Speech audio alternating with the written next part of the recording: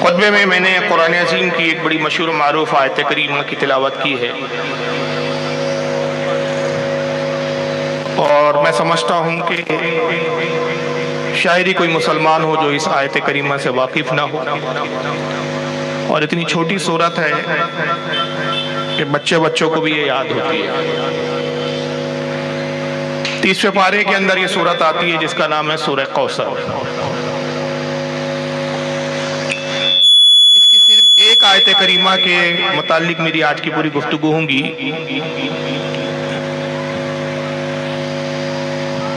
ورنہ 3 آیتیں ہیں اس سورت میں۔ اگر تینوں آیتوں پر گفتگو کرے تو بہت طویل وقت چاہیے، اتنا وقت نہیں ہے کہ 3 آیات پر ایک خطاب میں احاطہ کیا جا سکے۔ میری گفتگو کا جو موضوع ہے وہ سورہ کوثر کی پہلی آیت کریمہ ہے۔ رب قدیر ارشاد فرماتا ہے اِنَّا أَعْطَيْنَاكَ الْكَوْثَرَ۔ اس آیت کا شان نزول جو علماء اور مفسرین نے بیان فرمایا ہے وہ یہ ہے کہ یہ آیت کریمہ، یہ سورت مبارک مکہ میں نازل ہوئی۔ نبی کریم صلی اللہ تعالی علیہ وسلم کو جب صاحبزادہ پیدا ہوا جن کا نام حضرت قاسم تھا، حضور صلی اللہ تعالی وسلم کے 2 صاحبزادے جس پر اتفاق ہے، ایک ہے حضرت قاسم اور ایک ہے حضرت ابراہیم، اور دونوں صاحبزادگان کا بچپن میں ہی انتقال ہو گیا۔ حضور کے سب سے بڑے صاحبزادے حضرت قاسم جب پیدا ہوئے شیرخوارگی کے عالم میں، ولادت کے کچھ ہی عرصے کے بعد آپ کا وصال ہو جاتا ہے۔ اس میں رب تبارک و تعالیٰ کی بڑی عظیم حکمت تھی کہ آپ کی اولاد نرینہ کوئی زندہ نہیں رہی، یعنی صاحبزادے آپ کے زندہ نہیں رہے، لیکن آپ سے جو صاحبزادیاں تولود ہوئی وہ زندہ رہی۔ ان کے نکاح بھی ہوئے، جس میں حضرت زینب ہے، حضرت کلثوم ہے، اور بھی صاحبزادیاں ہیں جس میں سب سے چھوٹی حضرت سیدہ فاطمہ الزہرا رضی اللہ تعالیٰ عنہا۔ یہ حضور کے بعد حیات رہی اور حضور کے وصال کے 6 مہینے کے بعد ان کا انتقال ہوا۔ حضور کی 3 صاحبزادیوں کا انتقال حضور ہی کی زندگی میں ہوا، 2 صاحبزادوں کا انتقال بھی حضور ہی کی ظاہری زندگی میں ہوا۔ لڑکیوں کو زندہ رکھنا لیکن لڑکوں کا بچپن میں ہی انتقال ہو جانا، اس میں ایک حکمت تو جو سب سے عظیم تھی، حکمتیں بہت ساری ہیں لیکن اس میں جو اہم سب سے بڑی حکمت تھی وہ یہ تھی کہ اکثر انبیاء اکرام کی جو اولادیں ہوئی وہ بھی نبی ہوئی۔ جیسے حضرت ابراہیم علیہ السلام نبی ہوئے، ان کے صاحبزادے اسماعیل علیہ السلام بھی نبی ہے، ان کے صاحبزادے حضرت اسحاق علیہ السلام وہ بھی نبی ہے۔ پھر حضرت اسحاق علیہ السلام نبی ہے، ان کے صاحبزادے حضرت یعقوب علیہ السلام نبی ہے، پھر ان کے بیٹے حضرت یوسف علیہ السلام وہ بھی نبی ہے۔ تو اس طرح اور بھی انبیاء اکرام بعض ہوئے ہیں کہ جن کے صاحبزادگان بھی انبیاء رہے، نبی رہے، وہ خود نبی رہے، لیکن چونکہ نبی کریم صلی اللہ تعالی علیہ وسلم آخری نبی تھے، خاتم النبیین تھے، آپ کے بعد کسی نبی کو آنا اب تھا نہیں، تو ممکن تھا کہ یہ ہو سکتا تھا کہ حضور کی اگر اولاد نرینہ یا حضور کا صاحبزادہ زندہ رہتے تو حضور کے وصال کے بعد ممکن تھا کہ بہت سی قومیں، بہت سے لوگ یا ایک ایسا فرقہ بھی وجود میں آ جاتا کہ جو رسول اللہ کے بعد ان کو نبی تسلیم کر لیتا، اور نتیجہ یہ ہوتا کہ عقیدہ ختم نبوت پہ ضرب پاتی۔ اور قرآن عظیم نے واضح الفاظ میں پہلے ہی اعلان کر دیا تھا کہ یہ جو نبی ہم مبعوث کر رہے ہیں یہ آخری نبی ہے، اور جتنے انبیاء اکرام آئے سب نے حضور کے آنے کی خبر دی، اور حضور کی تشریف آوری کے ساتھ یہ بھی بیان کیا کہ حضور محمد صلی اللہ علیہ وسلم جب آخری نبی ہوں گے ان کے بعد بھی کوئی رسول و نبی نہیں آئیں گے۔ قرآن عظیم اس کو یوں بیان کرتا ہے کہ اللہ رب العزت ارشاد فرماتا ہے قرآن عظیم میں، ما کان محمد ابا احد من رجالکم ولکن رسول اللہ وخاتم النبیین۔ اے لوگو، محمد تمہارے مردوں میں کسی کے باپ نہیں ہے بلکہ وہ اللہ کے رسول ہے اور پیغمبر میں سب سے آخر ہے۔ پھر ایک مقام پہ آقا نے فرمایا کہ لا نبی آبادی، میرے بعد اب کوئی نبی نہیں۔ دوسرے مقام پہ فرمایا کہ انبیاء کرام کی مثال ایسی ہے کہ جیسے ایک بلند اور حسین عمارت ہو۔ حضرت آدم سے لے کر حضرت عیسیٰ تک ہر نبی آتے رہے، اور ہر نبی گویا کے مثال ہے، تمثیل ہے کہ ایک اس عمارت کی اینٹ ہو، اینٹیں لگتی گئی، ایک عمارت بنتی گئی، یہاں تک کہ حسین عمارت مکمل ہوئی، مگر اس میں ایک اینٹ کی جگہ خالی تھی، شگاف تھا، سوراخ تھا۔ اور پھر جب میں مبعوث کیا تو وہ میں اس نبوت کی عمارت کی آخری اینٹ ہوں کہ جس نے شگاف کو بھی بند کر دیا اور اس عمارت کی تکمیل کر دی۔ اب میرے بعد کوئی نبی نہیں۔ یہی وجہ رہی کہ حضور صلی اللہ تعالی وسلم کی کوئی بھی اولادوں میں صاحبزادہ زندہ نہیں رہا، قومیں گمراہ نہ ہو جائیں اور یہ نہ ہو کہ آپ کی اولاد کو بھی نبی بنا دے یا نبی سمجھ لے۔ اس حکمت کے تحت اللہ تعالیٰ نے چاہا کہ حضور کی اولاد پیدا ہو تو بچپن میں ہی ان کا انتقال ہو جائے۔ شعور اور آگاہی سے پہلے ہی جب وصال ہو گیا، اور حضرت قاسم کا جب انتقال ہوا تو آپ کو بڑا افسوس ہوا، اور ظاہر ہے کہ فطرت کا تقاضا ہے کہ جب صاحبزادہ انتقال کر جائے کسی کا بھی تو ایک شفیق باپ اس کو دکھ ہوتا ہے۔ اور پھر آقا صلی اللہ تعالی علیہ وسلم کو کیوں غم اور دکھ نہ ہوتا ہے کہ حضور سب سے زیادہ نرم دل رکھتے ہیں، پوری کائنات میں آپ سے زیادہ نرم دل اور آپ سے زیادہ شفیق امت میں کوئی ہے ہی نہیں۔ پوری امت میں، پوری مخلوق میں خدا کے بعد شفیق ہونا یا لوگوں پر مہربان ہونا آقا کے علاوہ ایسی کوئی ذات ہے ہی نہیں۔ فطری تھی بات، تقاضا تھا کہ آپ غمگین ہوتے، اور جب غمگین ہو گئے تو مشرکین جو کوئی بہانہ نہیں چکتے تھے کہ جہاں محمد صلی اللہ علیہ وسلم کو پریشان کرنے کا موقع ملے، چنانچہ اس موقع کا بھی انہوں نے فائدہ اٹھایا، اور کفاروں میں سے ایک شخص آتا ہے، اس نے جب خبر ملی اور جب یہ چرچا ہوا مکہ میں کہ حضور کے صاحبزادے حضرت قاسم کا وصال ہو گیا، تو اس نے کہا کہ محمد ابتر ہو گئے۔ ابتر کے معنی عربی میں ہوتے ہیں ایسا شخص جس کی نسل کٹ گئی ہو، جس کی نسل منقطع کر دی گئی ہو۔ اور یہ جملہ عرب میں بطور طنز کہا جاتا تھا اور بہت ہی برا اور میوب سمجھا جاتا تھا۔ اس کو یوں سمجھ لیں کہ جیسے ہمارے ہاں اپنے معاشرے میں اگر کوئی عورت کو بچہ نہ ہو اور کوئی دوسری عورت اس کو کہہ دے کہ یہ بانجھ ہے تو یہ لفظ بہت برا سمجھا جاتا ہے۔ تو اسی طرح عرب میں اگر کسی ایسے مرد کو، ایسے شخص کو کہ جس کی اولاد زندہ نہ رہے، نسل ختم ہو جائے، اس کو ابتر کہے تو یہ بہت بڑی توہین اور بہت بڑا طنز مانا جاتا تھا۔ جب کہنے والوں نے حضور صلی اللہ علیہ وسلم کو کہہ دیا کہ محمد ابتر ہو گئے، ان کی نسل ختم ہو گئی، تو آقا صلی اللہ تعالی وسلم کے غم میں اور مزید اضافہ ہو گیا۔ رب کو گوارا نہ ہوا کہ میرے محبوب کو ابتر کہا جائے اور میرا محبوب غمگین ہو۔ سورہ کوثر نازل ہوئی اور رب تبارک و تعالیٰ نے ارشاد فرمایا، حبیب غم کیوں فرماتے ہو، آپ غم کیوں کرتے ہو؟ اِنَّا أَعْطَيْنَاكَ الْكَوْثَرَ، اے میرے حبیب ہم نے آپ کو کوثر عطا کیا۔ اب یہ لفظی ترجمہ میں نے کیا کہ ہے محبوب ہم نے آپ کو کوثر عطا کیا، مگر در حقیقت یہ کوثر ہے کیا؟ کوثر کے معنی کیا ہے؟ کوثر کس شے کا نام، کس چیز کا نام ہے؟ تو مفسرین نے دو تشریحات بیان کی، دو تفسیریں کی۔ ایک یہ ہے کہ کوثر جنت کی ایک نہر ہے، اور یہ اتنی طویل اور اتنی لمبی اور اتنی چوڑی نہر ہے کہ نبی پاک صلی اللہ تعالیٰ علیہ وسلم کا جو جنت میں محل ہے، جنت الفردوس میں جو آپ کا قصر ہے، محل ہے، وہاں سے یہ نہر پھوٹتی ہے اور پوری جنت کا دورہ کرتی ہے۔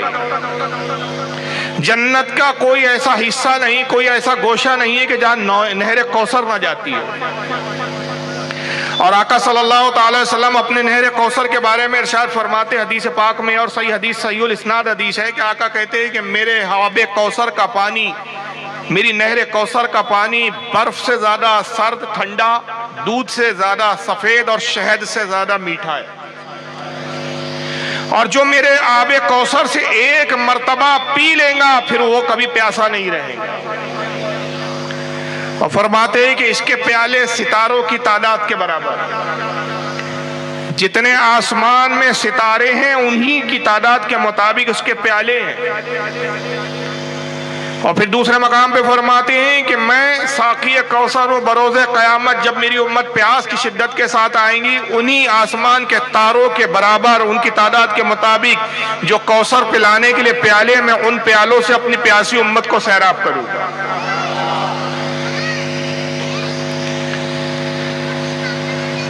ایک تفسیر یہ ہے کہ حضور کو کوثر عطا کی، پوری جنت کا دورہ کرتی ہے یہ نہر۔ اور دوسری تفسیر جو معنی کے اعتبار سے مفسرین نے کی وہ یہ کہ ہم نے آپ کو کثرت عطا کی۔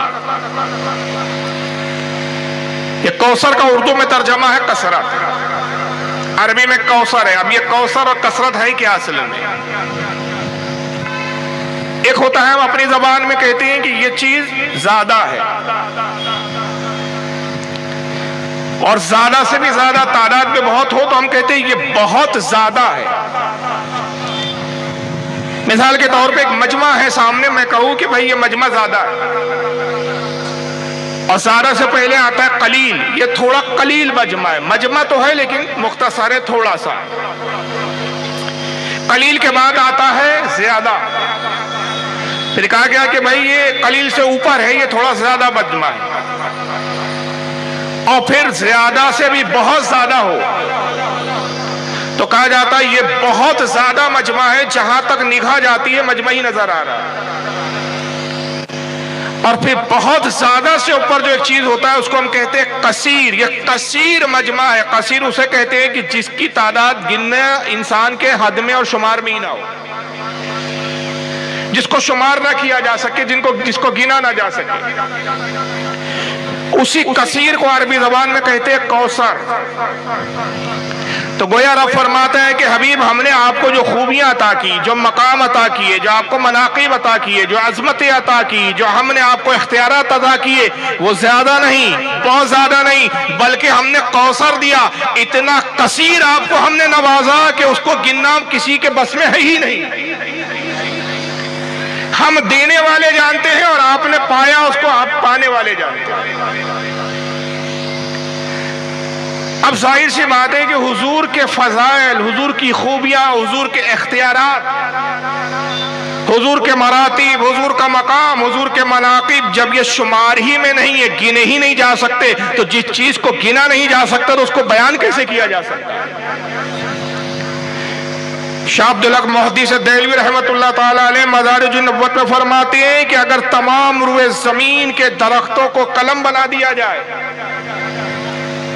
اور اس سے پہلے فرمایا کہ یہ صفت اللہ نے قرآن عظیم میں اپنے لیے بھی فرمائی، مگر اپنی عطا اور اپنی بخشش سے یہ فضیلت اپنے محبوب کو بھی عطا کی کہ اگر تمام زمین کے درختوں کو قلم بنا دیا جائے، زمین و آسمان کو کاغذ بنا دیا جائے، اور جتنے پانی دنیا میں اور آسمان اور جنت میں پائے جاتے ان تمام پانیوں کو سیاہی، روشنائی بنا دیا جائے، انک بنا دیا جائے، اور اول اور آخر جتنے مخلوق ہیں سب نبی کریم صلی اللہ تعالی وسلم کی تعریف و توصیف میں مصروف ہو جائیں، کلموں سے حضور کی تعریف لکھی جائے، فرشتے بھی اس میں شامل ہو، جنات بھی اس میں شامل ہو، انسان بھی اس میں شامل ہو، ساری مخلوق شامل ہو جائے، اور اس قلم سے وہ محبوب مصطفیٰ صلی اللہ علیہ وسلم کی تعریف لکھنا شروع کرے، یہ زمین و آسمان بھر جائیں گے، سیاہی ختم ہو جائیں گی، انک ختم ہو جائیں گی، قلم گھس گھس کے ختم ہو جائیں گے، مگر مصطفیٰ صلی اللہ تعالی وسلم کی تعریف و توصیف کا ایک باب بھی مکمل نہیں ہو سکے۔ اور کیوں نہیں ہو سکیں گا؟ اس کی وجہ بھی قرآن عظیم فرماتا ہے کہ اللہ فرماتا ہے محبوب تمہاری ہر آنے والی ساعت پچھلی ساعت سے بہتر ہے۔ ایک گھڑی گزری کہ آپ کا جو مقام ہے، اگلی جیسی گھڑی آتی ہے آپ کا مقام بڑھ جاتا ہے، دوسرا لمحہ آتا ہے آپ کا درجہ مقام بڑھ جاتا ہے، تیسرا لمحہ آتا ہے آپ کا مقام و درجہ بڑھ جاتا ہے، ہر لمحے مقام بڑھتا جا رہا ہے۔ تو اب شمار کرے بھی تو کیسے کرے؟ اگر کسی کو اللہ یہ اختیار بھی دے کہ میرے محبوب کی تعریف و توصیف کرو، میرے محبوب کی خوبیوں کو شمار کرو، جب تک شمار کریں گا لمحہ جیسی گزرے گا مقام و مرتبے میں اور مناقب میں اضافہ ہو چکا ہو۔ تو ممکن ہی نہیں ہے کہ مصطفیٰ صلی اللہ تعالی علیہ وسلم کی تعریف مخلوق بیان کر سکے. اور کیا تعریف بیان کریں ہم؟ ہماری زبانوں میں وہ طاقت و قوت کہاں؟ ہمارے پاس وہ الفاظ کہاں؟ وہ جملے کہاں؟ خود مصطفیٰ صلی اللہ تعالی وسلم فرماتے ہیں کہ قیامت کا جب دن ہوگا نفسا نفسی کا عالم ہوگا. مشہور حدیث ہے، میں زیادہ تفصیل میں نہیں جا رہا ہوں، بالکل آخری حصے میں آ رہا ہوں جو میرے موضوع سے تعلق رکھتا ہے. مخلوق تمام نبیوں کے پاس دورہ کریں گے، حضرت آدم کے پاس جائیں گے، اے آدم شفاعت کیجیے. حضرت آدم کہیں گے اذهبوا الی غیری، کسی اور کے پاس جاؤ. حضرت شیس کے پاس آئیں گے، کسی اور کے پاس جاؤ. حضرت الیاس، حضرت ادریس علیہ السلام، حضرت موسیٰ، حضرت ہارون، حضرت یوشع، حضرت شمعون، یہاں تک کہ حضرت عیسیٰ تک امتیں آئیں گی اور ہر نبی یہی کہے گا کسی اور کے پاس جاؤ. اذهبوا الی غیری، نفسی نفسی آج ہمیں اپنی پڑی ہے. مگر جب عیسیٰ علیہ السلام کے پاس امت پہنچیں گی تو عیسیٰ علیہ السلام فرمائیں گے، ارشاد فرمائیں گے کہ اذهبوا الی محمد صلی اللہ تعالی علیہ وسلم، جاؤ محمد صلی اللہ علیہ وسلم کے پاس جاؤ. آقا فرماتے ہیں جب ساری امت میرے پاس آئیں گی، ہر نبی سے یہ سن کر آیا تھا اذهبوا الی غیری، کسی اور کے پاس جاؤ، لیکن میں اذهبوا الی غیری نہیں کہوں گا. مجھے ہی وہ مقام دیا جائے گا جو کسی نبی کو میسر نہیں ہوں گا. میں کہوں گا انا لہا، میں ہی اس کام کے لیے ہوں، میں ہی اس کام کے لیے. حضور کہتے ہیں اب میں شفاعت کی اجازت کے لیے سجدہ کروں گا. اپنے رب سے اجازت چاہوں گا، مولا شفاعت کی اجازت عطا فرما دو کہ میں گناہگاروں کو بخشوں. تو اب جب سجدہ کروں گا تو حضور فرماتے ہیں یہ میرا سجدہ. دو روایتیں آئی ہے، ایک روایت میں اشہد الامات میں شاہ عبدالحق فرماتے ہیں کہ جب سے دنیا بنی اور جب دنیا ختم ہوگی اتنی مدت کا آپ کا سجدہ ہوگا. یعنی ابھی دنیا بنے کتنے ہزار سال ہو گئے ہم بھی اس کو نہیں جانتے ایگزیکٹ فیگر. البتہ ایک تخمینہ یہ ہے، بس اس سے اندازہ لگا لیں کہ حضرت آدم زمین پر آئے، ان سے پہلے جنات بھی آباد تھے، ان سے پہلے اور بھی مخلوقات آباد تھی. زمین بہت پہلے بنائی گئی، لیکن حضرت آدم کو ہی آئے ہوئے زمین پر تقریباً 7,500 سال کا عرصہ گزر چکا ہے. اللہ جانے قیامت کب آئیں گی.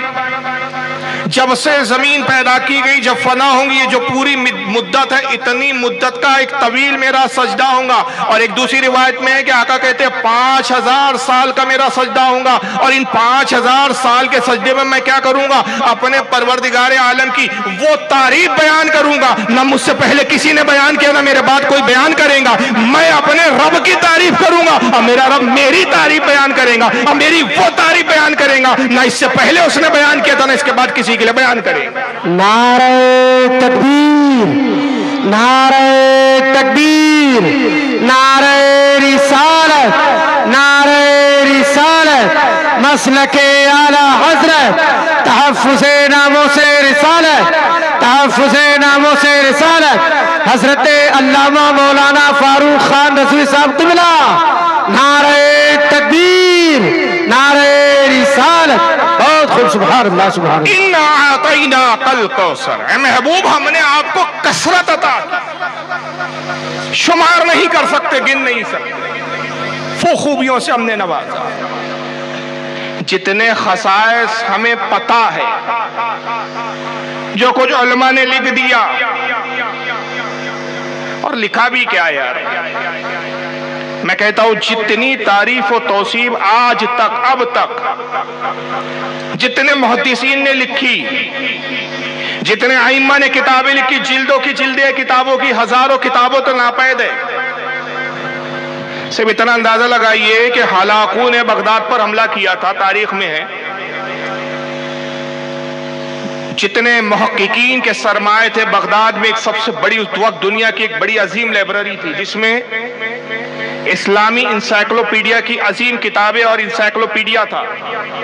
ہر موضوع پر، ہر فن پر کتابیں تھی. حضور کی تعریف و توصیف، حضور کی حدیثوں پر کتابیں، حضور کے خصائص پر کتابیں، حضور کے مناقب پر کتابیں، حضور کے اختیارات پر کتابیں.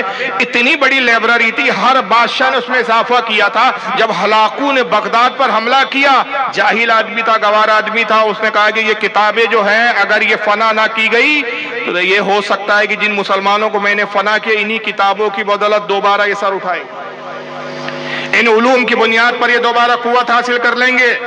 انہیں کمزور کرنا ہے تو انہیں تعلیم سے دور کرو، ان کتابوں کو دریا دجلہ میں پھینک دو۔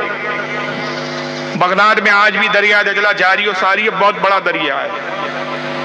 ان دریاؤں میں جب وہ کتابیں پھینکی گئی، مورخین نے لکھا کہ 7 روز تک دریا کا پانی اپنے وجود کو، اپنی پہچان کو، اپنی نشانی کو کھو چکا تھا۔ 7 روز تک دریا دجلہ کا پانی سیاہی کی وجہ سے، کیونکہ اس وقت ہاتھ سے کتابیں لکھی جاتی تھی، وہ کتابیں جب دریا دجلہ میں ڈالی گئی اس کی سیاہی پانی میں گھلی۔ 7 روز تک دریا دجلہ کا پانی سیاہ اور کالا نظر آتا۔ اندازہ لگائیے کتنی کتابیں دریا دجلہ میں ڈال دی، نہ جانے کتنی کتابیں جن کے ہم نام بھی نہیں جانتے، جن کے وجود ختم ہو گئے۔ جتنی موجود ہیں، جتنی ہم جانتے ہیں، جتنی لائبریریوں میں، مصر کی آپ لائبریریوں میں چلے جائیں، ترکیوں کی لائبریریوں میں چلے جائیں، لاکھوں کتابیں ہیں اسلام کی لٹریچر پہ، لاکھوں کتابیں بھری پڑی ہیں جن کو ہم پورا پڑھنا بھی چاہیں تو زندگی ہماری ختم ہو جائے، لیکن ہم اس لٹریچر پر احاطہ نہ کر سکے، پورا نہ پڑھ سکے۔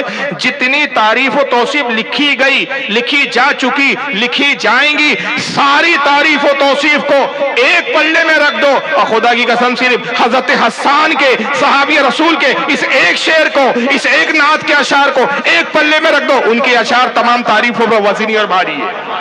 بے شک بے شک، سبحان اللہ۔ اور اس کی وجہ کیا ہے، کیوں بھاری ہے؟ ہم نے حضور کی تعریف کی،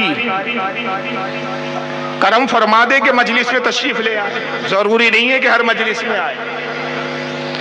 ہمارا عقیدہ ہے کہ حضور حاضر و ناظر ہے، مگر حاضر و ناظر کا یہ مطلب نہیں جو غیر دھوکہ دیتے کہ ہر جگہ ہے۔ کیا ایک احمق ہے، مر گیا اور مر کر مٹی میں مل چکا ہے، اب تو اللہ جانے کون سے دہتی ہوئی آگ میں ہوں گا، طاہر گیابی صاحب نام تھا ان کا۔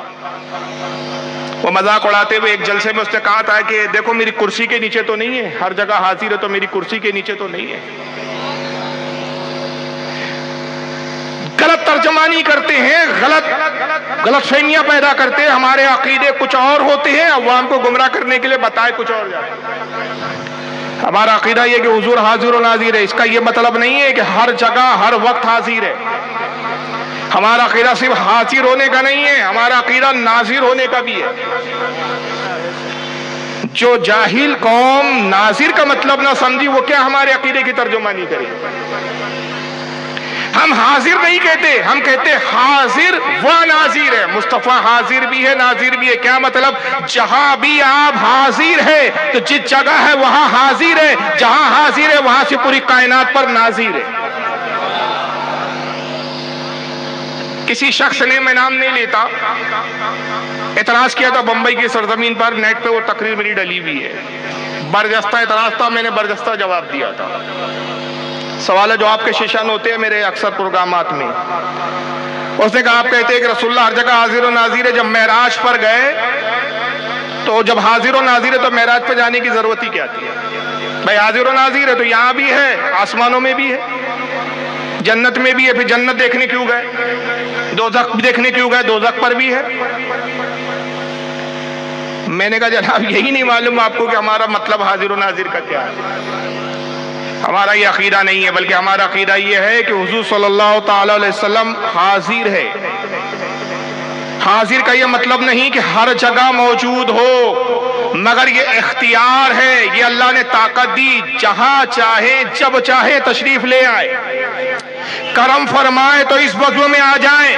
اسی بنیاد پر ہم یہ تمنا کرتے ہیں، سنا ہے آپ ہر عاشق کے گھر تشریف لاتے ہیں، میرے گھر میں بھی ہو جائیں چراغاں یا رسول۔ سبحان اللہ، سبحان اللہ، بہت خوب، ماشاءاللہ، زندہ باد، زندہ باد۔ لیکن اگر حضور صلی اللہ علیہ وسلم جہاں بھی ہیں، ناظر ہیں، اگر مدینے میں ہیں، ہمیں دیکھ رہے ہیں، آسمانوں میں ہمیں دیکھ رہے ہیں، تو حضور صلی اللہ علیہ وسلم معراج پر گئے تو ہمارے حاضر و ناظر کے عقیدے پہ فرق نہیں پڑا، اس لیے کہ تم نے حاضر و ناظر کا مطلب ہی غلط سمجھا۔ حضور پہلے آسمان پر تشریف لے گئے تو پہلے آسمان پر حاضر تھے مگر پوری کائنات پر ناظر تھے، دوسرے آسمان پر تشریف لے گئے، دوسرے آسمان پر ناظر تھے، ساری کائنات پر حاضر تھے، تیسرے آسمان پر پہنچے وہاں حاضر تھے، پوری کائنات پر ناظر تھے۔ تو جہاں موجود ہو وہاں حاضر ہے، اور جہاں حاضر ہے وہاں پر پوری کائنات پر ناظر ہے۔ بے شک، سبحان اللہ، حق ہے، ماشاءاللہ۔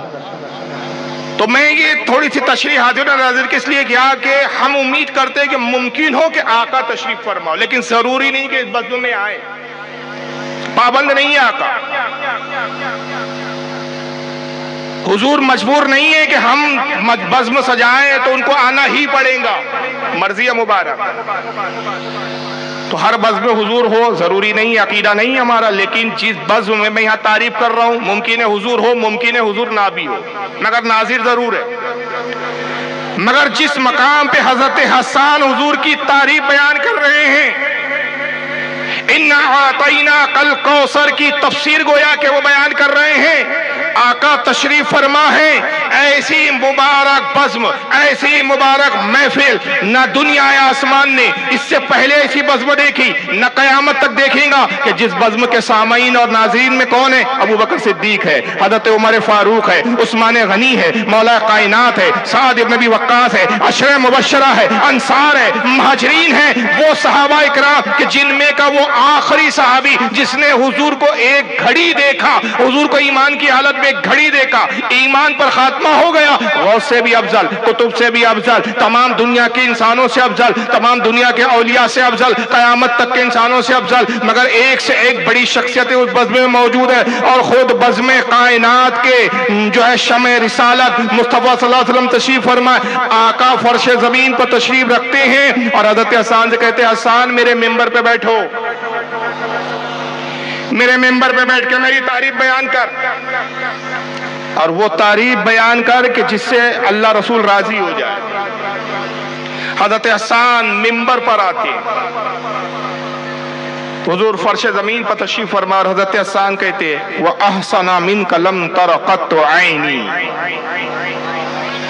وَأَجْمَلُكَ أَنْتَ لِدِ النِّسَاءُ خُلِقْتَ مُبَرَّأً مِنْ كُلِّ عَيْبٍ كَأَنَّكَ قَدْ خُلِقْتَ كَمَا تَشَاءُ۔ بے شک بے شک، سبحان اللہ کہ اللہ کے رسول کسی آنکھ نے آپ سے زیادہ حسین دیکھا ہی نہیں، ایسی کوئی کائنات میں ہے ہی نہیں جس نے آپ سے زیادہ حسین و جمیل دیکھا ہو، کسی ماں نے آپ سے زیادہ حسین اور خوبصورت بچہ جنا ہی نہیں۔ اللہ نے آپ کو ہر عیب سے پاک کیا، ہر عیب سے بے نیاز رکھا، آپ میں کوئی عیب نہیں، آپ میں کوئی خامی نہیں، کوئی نقص نہیں۔ آپ کو کیسے پیدا کیا؟ خلقت مبرئا کل عیب من کل عیب، آپ کو ہر عیب سے پاک کیا، پیدا کیا۔ انک قد خلقت کما تشاء، آپ کو ایسے پیدا کیا جیسے خود آپ پیدا ہونا چاہتے تھے۔ بے شک سبحان اللہ سبحان اللہ۔ یہاں اختیار مصطفیٰ کی بھی بیان کیا، اور یہ بتایا کہ مصطفیٰ صلی اللہ علیہ وسلم سے زیادہ حسین و جمیل بے عیب پوری کائنات میں کوئی ہو ہی نہیں سکتا۔ آپ پیدا ہوئے تو آپ سے مرضی پوچھی گئی، میں پیدا ہوا تو مجھ سے پوچھا گیا، اللہ تعالیٰ نے پوچھا فاروق رضوی کہاں پیدا ہونا ہے، قبیلے کا نام بتاؤ، کس خاندان میں پیدا ہونا ہے، پٹھانوں کیا پیدا ہونا ہے، سیدوں کیا پیدا ہونا ہے، مغلوں کیا پیدا ہونا ہے، انصاریوں میں پیدا ہونا ہے، منصوریوں میں پیدا ہونا ہے، کہاں ہونا ہے؟ فاروق رضوی مرضی بتاؤ، رنگ کیسا ہو، گورا ہو، کالا ہو، درمیانی ہو، سولا ہو، کیسے پیدا ہونا چاہتے ہیں، ناک کیسی ہو، آنکھ کیسی ہو، ہماری مرضی، کسی کی ہم سے مرضی نہیں پوچھی گئی، کسی سے نہیں پوچھی گئی۔ اللہ نے جیسا چاہا ویسا رنگ روپ دیا، جیسا چاہا چہرہ عطا کیا، جیسا چاہا ویسا جسم عطا کیا، جہاں چاہا جس کے گھر میں چاہا وہاں پیدا کیا۔ لیکن میرے محبوب صلی اللہ علیہ وسلم کی، آقا صلی اللہ علیہ وسلم کی مرضی مبارک کا کیا عالم ہے؟ اللہ تعالیٰ نے پیدا کرنے سے پہلے کہا حبیب تو بتا کہ تو خود کیسے پیدا ہونا چاہتا ہے، تو بتا کس قبیلے میں پیدا کروں، تو بتا کس خاندان میں پیدا کروں، تو بتا کہ کون سے ماں باپ سے تجھے پیدا کروں، تو بتا کہ کس زمین پر تجھے مبعوث کروں۔ جیسا نبی نے چاہا ویسا محبوب کو پیدا فرما۔ نعرہ تکبیر، نعرہ تکبیر، نعرہ رسالت، مسلک اعلی حضرت، تحفظ ناموس رسالت، تحفظ ناموس رسالت، نعرہ تکبیر، نعرہ رسالت۔ بہت خوب، سبحان اللہ سبحان اللہ۔ بے عیب ذات تلاش کرتے رہو، عیب نکال نہ پاؤں گے، لیکن پھر بھی لوگوں نے عیب نکالے، آج بھی نکال رہے ہیں کچھ لوگ۔ آئے دن اس طرح کے بیانات آتے ہیں جس میں نبی پاک صلی اللہ علیہ وسلم کی توہین کی جاتی ہے، غیر سے کیا شکوا، ہمارے اپنے کہلانے والے کون سے پیچھے؟ کتابیں لکھی جاتی ہے، کبھی علم نبی پر حملہ ہوتا ہے، کبھی ذات نبی پر حملہ ہوتا ہے،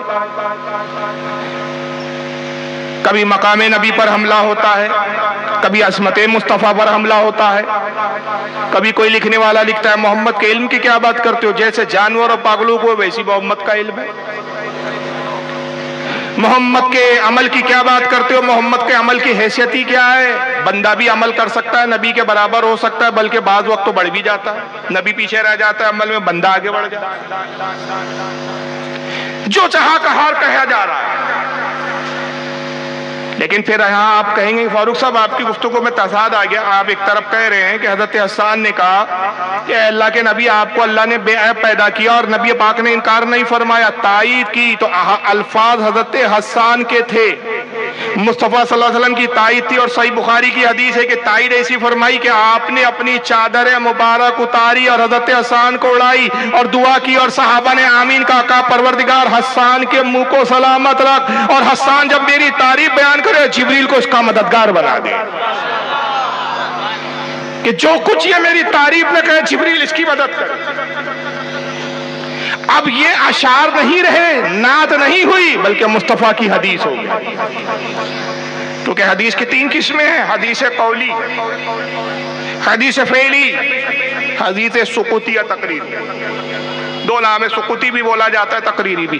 ایک حدیث تو وہ ہوتی ہے جس میں نبی کچھ حکم فرمائیں، حضور نے کہا حدیث، حضور نے کچھ کیا حدیث، حضور کے سامنے کچھ کیا گیا، سرکار نے رضامندی کا اظہار کیا حدیث، حسان نے کیا، رسول نے رضامندی کی مہر لگائی، حدیث ہو گئی۔ اب یہ عقیدہ حسان کا نہیں رہا، رسول کا ہو گیا کہ اے محبوب آپ جیسا پیدا ہونا چاہتے تھے اللہ نے ویسا آپ کو پیدا کیا، آپ کی مرضی کے مطابق پیدا کیا اور آپ کو بے عیب پیدا کیا۔ لیکن پھر سوال کھڑا ہوتا ہے کہ جب حضور بے عیب ہے تو پھر بہت سے لوگ عیب کیوں بیان کرتے ہیں؟ چوکنے کی بات نہیں ہے، حیران ہونے کی بات نہیں ہے۔ ایک روایت ہمیں اس بات کو سمجھا دیتی ہے۔ سرکار تشریف فرمائے، سیدنا ابو بکر صدیق رضی اللہ تعالیٰ عنہ حاضر ہوتے، آقا کے چہرے مبارک کو دیکھا، عرض کیا اللہ کے نبی خدا کی قسم ایسا حسین چہرہ میں نے آج تک دیکھا ہی نہیں ہے، سرکار آپ سے زیادہ حسین کائنات میں کوئی ہے ہی نہیں۔ حضور نے فرمایا صدقہ یا ابا بکر، ابو بکر تم نے سچ کہا۔ تھوڑی دیر بعد ابو جہل آتا، نعوذ باللہ استغفر اللہ، 100 بار معاذ اللہ، کہتا ہے محمد تجھ سے زیادہ مکروہ شکل والا میں نے دیکھا ہی نہیں، تجھ سے زیادہ برا انسان میں نے نہیں دیکھا، تجھ سے زیادہ بس شکل اور بس معاذ اللہ سخت جملے۔ آقا نے کہا صدقہ یا ابا حکم، ہشام ابن حکم، ہشام ابن حکم تو نے بھی صحیح کہا۔ سیدنا ابو بکر صدیق حیران ہو گئے، یا رسول اللہ یہ کیسے ہو سکتا ہے، خدا کی قسم آپ حسین و جمیل ہیں، ہر کوئی یہ گواہی دیتا ہے کہ آپ سے زیادہ حسین اور بے عیب کوئی نہیں۔ جب میں نے یہ عرض کیا کہ حضور آپ خوبصورت حسین ہیں، میں نے آپ سے زیادہ حسین نہیں دیکھا، آپ نے تصدیق کی، اور ابو جہل نے نعوذ باللہ من ذالک آپ کو بس شکل بس صورت کہا، آپ نے کہا ابو جہل نے بھی صحیح کہا، یہ کیسے ہو سکتا ہے؟ حضور نے فرمایا کہ ابو بکر معاملہ یہ ہے کہ میں دنیا میں مثل آئینے کے پہ بھیجا گیا، میں مثل آئینے کے ہوں، جو بھی آتا ہے وہ اپنی شکل مجھ میں دیکھ جاتا ہے۔ ابو بکر تم آئے تو تمہارے ایمان کی تابناکی کی وجہ سے تمہارا چہرہ بھی روشن تھا، تم خود حسین تھے، تم مجھے بھی حسین پایا اور مجھے حسین دیکھا۔ ابو جہل اپنی بدبختی اور کفر کی بنیاد پر خود بد شکل اور بد ایمان اور بد باطن ہے، اس نے جو دیکھا اپنی شکل کو دیکھا۔ تو جو بھی دیکھتا ہے، جس کو میرے بارے میں جیسا کہتا وہ پاتے ہو، تو بس سمجھ لو کہ وہ میری بارے میں نہیں کہہ رہا، در حقیقت وہ اپنے آپ کو آئینے میں دیکھ رہا ہے۔ یہی وجہ ہے کہ اعلیٰ حضرت نے جب دیکھا تو حضور کو حسین پایا، کیونکہ اعلیٰ حضرت خود حسین تھے، اور کچھ غیروں نے دیکھا تو وہ خود بد شکل تھے، ان کو حضور بد شکل نظر آیا، عیب دار نظر آیا، تو بے عیب پیدا کیا، وہ خوبیاں عطا کی کہ اولین اور آخرین تعریف و توصیف بیان کرنا چاہے زندگیاں ختم ہو جائے، مگر حضور کی تعریف کا ایک باب مکمل نہیں ہو سکتا۔ کیا خوبیاں دی؟ جو تھوڑی بہت خوبیاں جو ہم جانتے اگر وہی بیان کرے، اس پر تو علماء نے کتابوں کی کتابیں لکھی، تو ہم حیران ہو جاتے ہیں۔ حاضر و ناظر کا میں نے ایک جملہ کہا تھا، آخر آپ ساری کائنات کو کیسے دیکھتے ہیں؟ ہم نے حضرت حسان کے اشعار کی روشنی میں مصطفیٰ کو دیکھا، ہم نے پایا کہ حضور سے زیادہ بہترین کوئی مخلوق میں پیدا ہی نہیں کیا گیا۔ اور کچھ لوگوں نے ابو جہل کے انداز میں دیکھا تو کہا حضور کو دیوار کے پیچھے کا علم نہیں۔ اب یہاں دو باتیں آ گئی، ایک طبقہ کہہ رہا ہے کہ دیوار کے پیچھے کا نہیں جانتے، اور ایک طبقہ یعنی ہم کہہ رہے ہیں کہ حضور تو ساری کائنات کو دیکھ رہے ہیں، سب جانتے سب دیکھ رہے ہیں۔ اس تعلق سے میں ایک بڑی مستند روایت آپ کو سناتا ہوں، اس کو امام قاضی ایاز نے کتاب الشفا میں نقل کیا، بہت بڑے عالم و بہت تیز گزرے۔ ابن عبد البر نے بھی اس کو اپنی کتاب البزار میں امام بزار نے بھی اس کو مستند میں لکھا ہے، ابن عبد البر نے بھی اپنی مستند میں لکھا ہے، بہت سارے محدثین نے لکھا ہے کہ جناب موسیٰ علیہ السلام سے ان کی قوم نے کہا کہ اے موسیٰ، ہم اس خدا پر کیسے ایمان لائے جس کو ہم دیکھ بھی نہیں سکتے؟ اگر خدا ہے، موجود ہے، اور تم خدا کے بارے میں کہتے ہو، اللہ کے بارے میں کہتے ہو کہ ہم اس پر ایمان لائے، تو ہم اس وقت تک ایمان نہ لائیں گے جب تک ہم اللہ کو دیکھ نہ لیں۔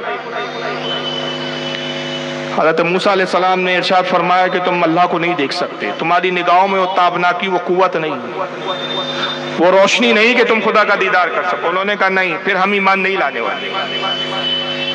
موسیٰ علیہ السلام کوئی طور پر آئے، کہا پروردگار میری قوم تیرا دیدار کرنا چاہتی ہے، تجھے دیکھنا چاہتی ہے۔ اللہ نے فرمایا کہ موسیٰ نہیں دیکھ سکتے۔ کہ رب قدیر، حق تو یہ ہے کہ میں بھی تیرا دیدار کرنا چاہتا ہوں، مگر اس لیے نہیں کہ مجھے شک و شبہ ہے، میں تو تجھ پر ایمان لایا، تجھ سے کلام ہم کلامی کا شرف تو نے مجھے بخشا۔ اے رب قدیر، میں تیرے دیدار سے مشرف ہونا چاہتا ہوں تاکہ عین الیقین والوں میں سے ہو جاؤ، میں بھی دیکھنا چاہتا ہوں۔ اللہ نے فرمایا موسیٰ تم بھی نہیں دیکھ سکتے۔ قوم کی طرف آئے، قوم کو سمجھایا، قوم نہیں مانی۔ پھر کوئی طور پر آئے، رب قدیر میری قوم نہیں مانتی۔ اللہ نے فرمایا اچھا موسیٰ ایسا کرو، تمہاری قوم کے بدکار تو نہیں دیکھ سکتے، تمہاری قوم میں جو سب سے صالح اور نیک ہو ان میں سے 40 لوگوں کا انتخاب کر لو، تمہارے نزدیک تمہاری نگاہ میں جو سب سے نیک، پارسا، متقی، پرہیزگار ہو، ایسے 40 لوگوں کو چن لو۔ اور پھر اے موسیٰ تم خود 30 دن روزہ رکھو، 100 وصال کے روزے رکھو۔ 100 وصال یہ ہے کہ سحری کے وقت بھی کچھ کھانا نہیں ہے، افطار میں بھی تمہیں کچھ کھانا نہیں ہے۔ سحری میں صرف کھجور کو چاٹ لو، یہ سحری ہو گئی، افطار کا وقت آیا تو کھجور چاٹ کے افطار کر لو۔ اس طرح 30 روزے رکھو۔ اندازہ لگا لیجئے کہ نبی اور عام لوگوں میں کتنا فرق ہوتا ہے کہ موسیٰ علیہ السلام نے ایسے 30 روزے رکھے۔ اب جو کہتے ہیں کہ نبی ہماری طرح ہے، جب موسیٰ سے ہم برابری نہیں کر سکتے، اگر کسی کو یہ دعویٰ ہو جرأت تو وہ 30 دن اس طرح روزے رکھ کے بتا دے۔ سحری میں کھجور چاٹنا ہے، افطار میں کھجور چاٹنا ہے، کھانا کچھ بھی نہیں ہے، پینا کچھ بھی نہیں ہے، 2 دن میں ہی اوقات پتہ چل جائیں گے۔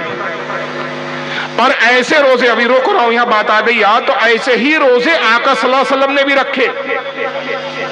صحیح بخاری کی حدیث ہے کہ آقا پے در پے لگاتار روزے رکھتے تھے، یہی 100 وصال کے روزے رکھتے تھے۔ صحابہ اکرام حاضر ہوئے، اللہ کے نبی ہم بھی چاہتے ہیں کہ آپ کی سنت ادا کریں اور روزے رکھیں۔ پتہ چلا اہل حدیث ہونا اور ہے، اہل سنت ہونا اور ہے۔ ہر سنت پر بھی عمل نہیں کیا جا سکتا، تو ہم اسی سنت پر عمل کرتے ہیں جو سنت پر عمل ممکن ہو، جس کی تاکید اور جس کا حکم مصطفیٰ نے دیا۔ اور جن کو دعویٰ ہو کہ اہل حدیث ہے تو ان کو چاہیے کہ ہر حدیث پر عمل کرے۔ تو اب حدیث کہتی ہے کہ حضور نے 100 وصال رکھا تو وہ بھی رکھ کر بتائیں۔ حضور نے صحابہ کو منع کیا، یہ سنت تم ادا نہیں کر سکتے، اس لیے ہم اہل سنت ہیں، تو جس سنت سے حضور روک دے ہم رک جاتے ہیں، جس سنت کی کرنے کی حکم دے وہ سنت ہم کرتے ہیں۔ رفدین سے روک دیا تو ہم رک گئے، آمین زور سے کہنے سے منع کیا تو ہم رک گئے۔ یہ حدیث پہ چل رہے ہیں تو آمین بھی کہہ رہے ہیں، رفدین بھی کر رہے ہیں۔ ہم حدیث نہیں سنت دیکھتے، اس لیے ہم اہل سنت ہیں۔ حضور کی ہر حدیث پر عمل نہیں ہو سکتا۔ جس کو دعویٰ یہ حدیث ہے، بخاری کی حدیث ہے، صحیح مسلم کی حدیث ہے، ابو داؤد کی حدیث ہے، اس حدیث پر کوئی مائکل عمل کر کے دکھا دے۔ صحابہ نے کہا ہم رکھیں گے یا رسول اللہ، جتنے چاہے اتنے دن تو رکھنے کی اجازت دیجیے، آپ کی طرح نہیں رکھ سکتے لیکن چند دن رکھنا چاہتے، اچھا کہا رکھ لو، اجازت دے دی، تاکہ فرق واضح ہو جائے کہ جب تم میرے صحابہ کے برابر نہیں ہو سکتے تو میرے برابر کیسے ہو سکتے ہو؟ دیکھ لو کیا ہونے والا ہے انجام۔ صحابہ نے رکھا، چند صحابہ نے رکھا، پہلا روز، دوسرا روز نماز میں جماعتی کچھ کم ہو گئے، تیسرا روز جماعت میں کچھ اور لوگ کم ہو گئے، اور جب تیسرے روز آقا صلی اللہ علیہ وسلم ظہر کی نماز پڑھانے کے لیے اپنے حجرے پاک سے باہر تشریف لائے، دیکھا ایک صاحب سڑک پہ گرے ہوئے ہیں، دوسرے صاحب ان کے چہرے پر رومال ہلا رہے ہیں، ہوا کر رہے ہیں، آگے کچھ اور صاحب گش کھا کے پڑے ہوئے ہیں، مسجد آدھی سے زیادہ خالی ہے۔ فرمایا کیا ہوا؟ مسجد خالی ہے، کوئی گش کھا کے پڑا ہوا ہے، کسی کو ہوا کی جا رہی ہے، معاملہ کیا ہے؟ اللہ کے نبی انہوں نے 100 میں وصال رکھا، یہ 3 دن کے اندر یہ حالت ہے۔ کہا سب کو جمع کرو، جن جن نے 100 میں وصال رکھا سب کو لاؤ، جو اٹھ کر چل کر نہیں آ سکتے کاندھوں پہ پشتوں پہ سوار کر کے لاؤ، کھاٹوں پر اور تختوں پر اٹھا کر لاؤ۔ سب کو لایا گیا، مسجد میں جمع کر دیا گیا، فرمایا سب اپنے روزوں کو توڑو۔ سب نے روزے توڑوائے سب سے، اور اس کے بعد ایک جملے میں ساری بات، سارا عقیدہ تمام کر دیا۔ فرمایا ایکم مثلی، اے لوگو تم میں مجھ جیسا کون ہے؟ ابھی تو عند اللہ، میں اللہ کی بارگاہ میں ہوتا ہوں، وہ مجھے کھلاتا ہے، وہ مجھے پلاتا ہے، تم میں مجھ جیسا کون ہے؟ صحابہ سے کہا تم میں مجھ جیسا کون ہے؟ تم میری طرح نہیں ہو سکتے۔ تو جو نبی کو دیکھتے تھے، نبی کی اقتداء میں ہوتے تھے، نبی کی پیروی میں ہوتے تھے، نبی کی صحبت میں ہوتے تھے، نبی کے ساتھ ہوتے تھے، وہ نبی کی طرح نہیں، تو آج کا یہ 2 ٹانگ کا مرغا کیسے نبی کی طرح ہو سکتا؟ تو مصطفیٰ کی برابری کی ہی نہیں جا سکتی، ذات سمجھ سے پرے ہے۔ بہرحال موسیٰ علیہ السلام نے 30 دن رکھا۔ 30ویں دن کیا ہوا؟ روایتوں میں آتا ہے، صوفیہ کی روایت ہے کہ آپ کے ارد فرشتے تھے کچھ جو آپ کا طواف کرتے تھے، ہمہ وقت آپ کا دیدار کرتے تھے۔ اب 30واں دن آیا، موسیٰ علیہ السلام نے خیال کیا کہ مجھے کوہ طور پر جانا ہے، مسواک کر لیتا ہوں۔ روزے دار کی ایک قسم کی منہ میں آتی ہے جو اس کو خود وہی محسوس کرتا ہے، دوسرے کو محسوس نہیں ہوتی۔ جب روزے سے آدمی رہتا ہے تو بو پیدا ہو جاتی ہے، اس قسم کی بو آپ کو محسوس ہوئی، آپ نے کہا کوہ طور پہ جانا ہے، چلو مسواک کر لیتے ہیں۔ جیسی آپ نے مسواک کی وہ فرشتے دور ہٹ گئے۔ آپ حیران ہو گئے یہ فرشتے مجھ سے دور کیوں ہو گئے؟ عرض کہ رب قدیر یہ فرشتے میرے ارد گرد طواف کرتے تھے، یہ دور کیوں ہوئے؟ رب نے ارشاد فرمایا کہ اے موسیٰ یہ جو تمہارے دہن میں روزے کی بو تھی یہ فرشتوں کو بڑی پسند تھی، اسی وجہ سے تمہارے ارد گرد تھے، اور اے موسیٰ اس بو کو تم نے دور کیا، یہ تم سے دور ہو گئے۔ جان لو کہ روزے دار کے منہ کی بو میرے نزدیک مشک سے زیادہ بہتر ہے۔ اب 10 مزید اور روزے رکھو اور 40 کی گنتی کو پورا کر دو۔ 10 پھر روزے رکھے، موسیٰ علیہ السلام نے 40 روزے مکمل کیے، 40 لوگوں کو کوہ طور پر لے کر پہنچے۔ رب نے فرمایا کہ موسیٰ میں اپنی صفات، ذات نہیں، ذات اور صفات کا اگر فرق سمجھاؤں گا بہت وقت ہو جائے گا۔ صفات ظاہراً نظر نہیں آتی، ذات نظر آتی ہے۔ بس یہ تھوڑا سا سمجھا دے رہا ہوں تاکہ اہمیت سمجھے جملے کی جو میں آگے کہنے جا رہا ہوں۔ یہ میں بیٹھا ہوں، یہ میرا وجود ہے، یہ میری ذات ہے۔ یہ ذات دکھ رہی ہے آپ کو؟ بھائی میں دکھ رہا ہوں کہ نہیں؟ مجھے دیکھ کر آپ کہیں گے نا فاروق رضوی صاحب کرسی پہ بیٹھے ہیں، تقریر کر رہے ہیں، لیکن میں دیکھ رہا ہوں، یہ جو میری بینائی ہے اس کو آپ نہیں دیکھ سکتے، یہ میری صفت ہے۔ میں سونگ رہا ہوں، جو میں سونگ رہا ہوں اس سونگنے کو آپ محسوس نہیں کر سکتے۔ میں بول رہا ہوں، آواز تو محسوس ہو رہی ہے، لیکن آواز کو آپ تک کیسے آ رہی ہے اس کو دیکھ نہیں سکتے۔ تو صفات نظر نہیں آتی، ذات نظر آتی ہے۔ یہ تو ہماری مثال ایک تمثیل ہے، تو ذات اور ہوتی ہے، صفات اور ہوتی ہے۔ اللہ تعالیٰ نے جب موسیٰ کو دیدار کرانا چاہا تو ذات کا دیدار نہیں فرما رہا، اللہ فرماتا میری لامحدود صفاتیں ہیں، جس کی تعداد تم نہیں جانتے. اے موسیٰ اللہ محدود صفاتوں میں سے ایک صفت کا ایک حصہ، ایک ذرہ میں اس کوہ طور پر ظاہر کروں گا. کوہ طور پر نگاہ رکھو، اگر تم دیکھ سکتے ہو اور یہ پہاڑ برقرار رہے تو تم کچھ دیکھ پاؤ گے. لا محدود صفات میں سے ایک صفت کی کروڑویں اربوں میں اللہ جانے لا محدود صفاتوں میں سے لا محدود صفاتوں کی ایک صفت کا ایک حصہ کوہ طور پر ظاہر ہوا. ایک بجلی کوندی، موسیٰ علیہ السلام کوہ طور پر گرے، بے ہوش ہو گئے، 40 لوگ جل کر خاک ہو گئے. اللہ جانے کب تک آپ گشت کے عالم میں رہے، اور جب گشت کی کیفیت سے باہر آئے رب نے فرمایا موسیٰ کیا دیکھا؟ توجہ سے سنیں، پھر عظمت مصطفیٰ سمجھ میں آئیں گے. موسیٰ کیا دیکھا؟ قرآن عظیم میں اس واقعے کا ذکر ہے. عرض کیا مالک کائنات کچھ نہ دیکھ سکتا، بس ایک بجلی تھی، ایک روشنی تھی جس کو دیکھنے کی مجھ میں تاب نہیں تھی. موسیٰ نے کہا اللہ نے فرمایا موسیٰ اب نہ کہتے تھے دیکھ نہ سکتے، لن ترانی نہیں دیکھ سکتے تم ہم. اب جناب موسیٰ علیہ السلام نے اس طرف رخ کیا کہ وہ 40 کا کیا حال ہوا، میں تو بے ہوش ہو گیا تھا، ان کی کیا کیفیت ہے؟ دیکھا تو راکھ کا ڈھیر بنے ہوئے، سجدے میں گر گئے، رونے لگے. عرض کیا مالک کائنات یہ تو چل کر راکھ ہو گئے، مر گئے، فنا ہو گئے، ختم ہو گئے. اب میں اپنی قوم میں جاؤں گا اور کہوں گا کہ وہ 40 تو چل کر راکھ ہو گئے، میری قوم میرا اعتبار نہیں کریں گی، کہیں گے موسیٰ قتل کر دیا. اور قتل کرنے کے بعد کہتے ہو کہ وہ راکھ ہو گئے، جل گئے. در حقیقت تمہارا خدا اگر ہوتا تو وہ 40 لوگ دیکھ لیتے اور دیکھ کر آ کر گواہی دیتے. تم نہ جانے کس خدا کی طرف ہمیں ایمان لانے کی دعوت دیتے ہو کہ جو نظر ہی نہیں آتا. اے رب قدیر میں اپنی قوم کو کیا جواب دوں؟ اللہ نے فرمایا موسیٰ فکر نہ کرو، ان کے نام لو. جناب موسیٰ علیہ السلام نے ان کو پکارنا شروع کیا، اے فلاں ابن فلاں، اے فلاں ابن فلاں، اے فلاں ابن. جس کے نام لیتے راکھ ہواؤں میں معلق ہوتی تھی، جسم بنتا تھا، جسم بننے کے بعد روح داخل ہوتی تھی اور وہ زندہ ہو جاتا. 40 زندہ ہو گئے. اللہ نے فرمایا کہ موسیٰ جو کچھ تم نے دیکھا ذرا اپنی نگاہ پہ غور تو کرو. آپ کا بھی خیال نہیں تھا کیونکہ آپ تو اس کیفیت سے ہی باہر نہیں آئے تھے جو غشی کی کیفیت تھی. اب ان 40 لوگوں نے جب آپ کی طرف دیکھا کہا کہ موسیٰ ہم تو کچھ نہ دیکھ سکے، ہمیں نہیں معلوم کیا ہوا کیا گزرا. کہا تم جل کر راکھ ہو گئے تھے. اے موسیٰ کیا آپ نے دیکھا؟ اپنے رب پر ظاہر کیا تھا. وہ جو ایک لمحہ ایک جھلک تیری آنکھوں نے دیکھا یہ اس کی تابناکی کا عالم کہ تیری آنکھ کی طرف یہ دیکھ نہیں سکتے کیونکہ تیری آنکھوں میں ہماری صفات کی تجلی کی ایک جھلک ہے. عرض کیا مولا یہ نابینا ہو گئے، ان کے گھر والے مجھے الزام دیں گے. اور رب قدیر پروردگار عالم اگر یہی کیفیت رہی میں اپنی قوم میں جاؤں گا، تبلیغ کروں گا، جو بھی میری آنکھوں کی طرف دیکھیں گا اس کی آنکھیں پگھل جائیں گی، پوری بنی اسرائیل نابینا ہو جائیں گے، پھر میں تبلیغ کا فریضہ کیسے ادا کروں گا؟ اے خالق کائنات میں تیرا بندہ موسیٰ تیری بارگاہ میں عرض کرتا ہوں کہ ان کی بینائی بھی لوٹا دے اور وہ کیفیت پیدا کر دے کہ لوگ میری آنکھوں کی طرف دیکھیں لیکن ان کی آنکھوں کو کوئی نقصان نہ ہو. اللہ نے فرمایا موسیٰ ان کی آنکھوں پر اپنا ہاتھ رکھو. ہاتھ رکھا، سب کی بینائی لوٹائی، آنکھیں لوٹائی. اللہ نے 70,000 یا 70 غیبی پردے حضرت موسیٰ کی نگاہوں کے سامنے ڈالے.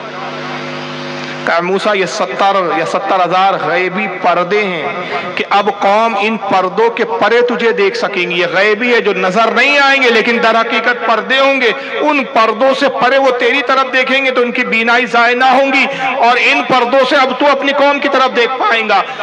علماء فرماتے ہیں، امام قاضی عیاض رحمۃ اللہ علیہ نقل کرتے ہیں، امام ابن عبد البر اور امام بزار وغیرہ یہ سب نقل کرتے ہیں کہ موسیٰ علیہ السلام کی آنکھوں کے سامنے جو 70,000 غیبی پردے تھے اس کے باوجود آپ کی بینائی کا کیا عالم تھا؟ بینائی کا یہ عالم تھا کہ ان پردوں کے پرے آپ 30 میل کی دوری پر کالی رات میں، سیاہ رات میں کالی چٹان پر کالی چیوٹی کو چلتے ہوئے دیکھ لیا کرتے تھے. یہ کس کے عالم تھا؟ موسیٰ علیہ السلام کا. 30 میل کی دوری. اور یہ میل کا ذکر آیا ہے جو کلومیٹر سے زیادہ ہوتا ہے. کلومیٹر آج ہم کلومیٹر سے شمار کرتے ہیں فاصلوں کو. 30 میل کی دوری پر کالی رات میں، اندھیری کالی رات جس میں ہاتھ کو ہاتھ سجائی نہ دے، کالی چٹان پر، کالے پتھر پر کالے رنگ کی چیوٹی اینٹ چل رہی ہے، موسیٰ علیہ السلام اس کو دیکھ رہے ہیں۔ یہ موسیٰ کی بینائی کا عالم۔ امام قاضی آیات اس حدیث کو لکھنے کے بعد کہتے ہیں عزیز ذرا غور تو کر کہ مصطفیٰ کی بینائی کا کیا عالم ہوگا کہ موسیٰ نے لامحدود صفات میں سے ایک صفت کو دیکھا تو 30 میل کی دوری پر کالی چٹان پہ کالی رات میں کالی چوٹی کو دیکھ رہے، اور ہمارے آقا محمد صلی اللہ علیہ وسلم نے معراج کی شب صفتوں کو نہیں دیکھا، ذات کو دیکھا، اور ذات کو بھی قریب سے دیکھا، اتنے قریب سے دیکھا کہ 2 کمانوں سے بھی کم کا فاصلہ تھا، 2 کمانوں سے بھی کم سے فاصلے سے آقا نے اپنے پروردگار کا دیدار کیا۔ تو مصطفیٰ کی بینائی کا کیا علم ہو گیا؟ ایسا علم ہو گیا کہ آقا خود کہتے کائنات کی کوئی ایسی شے ہی نہیں جو میری نگاہ سے پوشیدہ ہو۔ نعرہ تکبیر، نعرہ تکبیر، نعرہ رسالت، نعرہ رسالت، مسلک اعلیٰ حضرت فیضان تاج الشریعہ، فیضان تاج الشریعہ، تحفظ ناموس رسالت، تحفظ ناموس رسالت، نعرہ تکبیر، نعرہ رسالت۔ اِنَّا کل کوثر، اے محبوب ہم نے آپ کو کثیر خوبیاں عطا کی، کثرت عطا کی۔ ان ایک خوبیوں میں صرف اگر آپ حاضر و ناظر حضور کی نگاہ کی بات کریں رات تمام ہو جائے، گفتگو تمام نہ ہو پائے، کہ مصطفیٰ کو بینائی دی تو کیسی دی کہ کائنات کی کوئی شے نہیں۔ اسی لیے اہل سنت کا عقیدہ ہے کہ کائنات کا کوئی ایسا ذرہ نہیں جو مصطفیٰ کی آنکھوں سے چھپا ہوا۔ ہر شے کو آپ دیکھتے ہیں، ہر شے کو آپ ملاحظہ فرماتے ہیں۔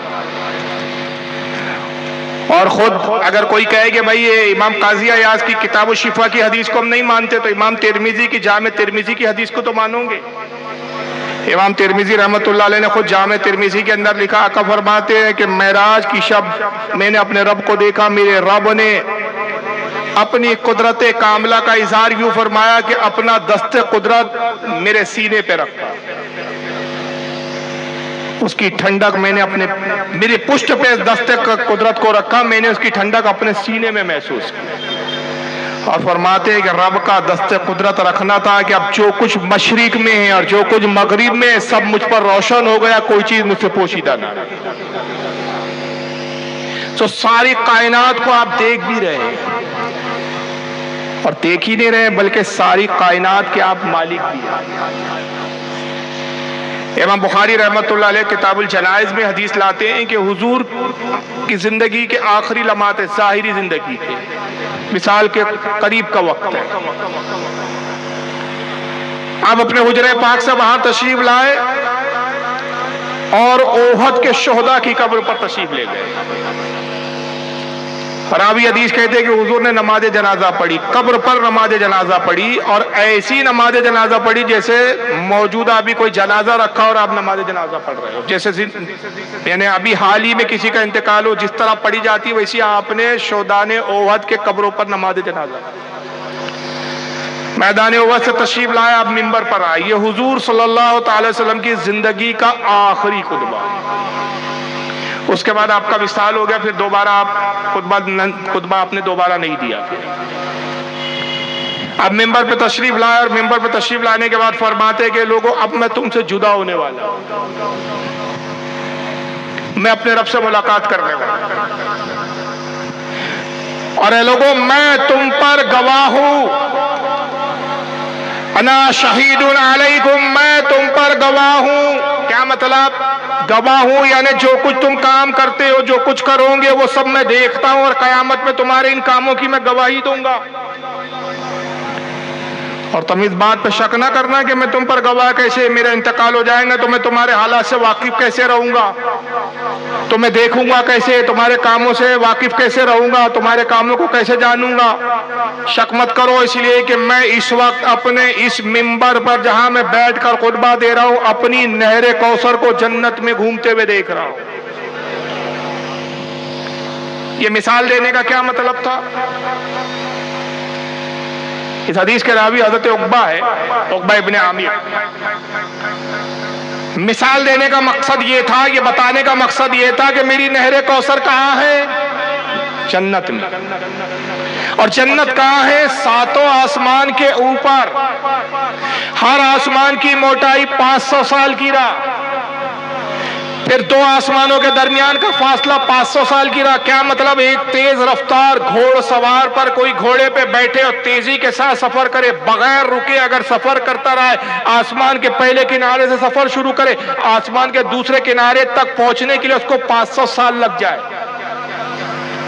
پھر آسمان کی موٹائی پار کرنا چاہے تو گھوڑا اگر دوڑاتا رہے کنٹینیو لگاتار تو 500 سال تک اس کی موٹائی کو پار نہ کر سکے. ایسے 7 آسمان اور 7 آسمانوں کے اوپر جنت.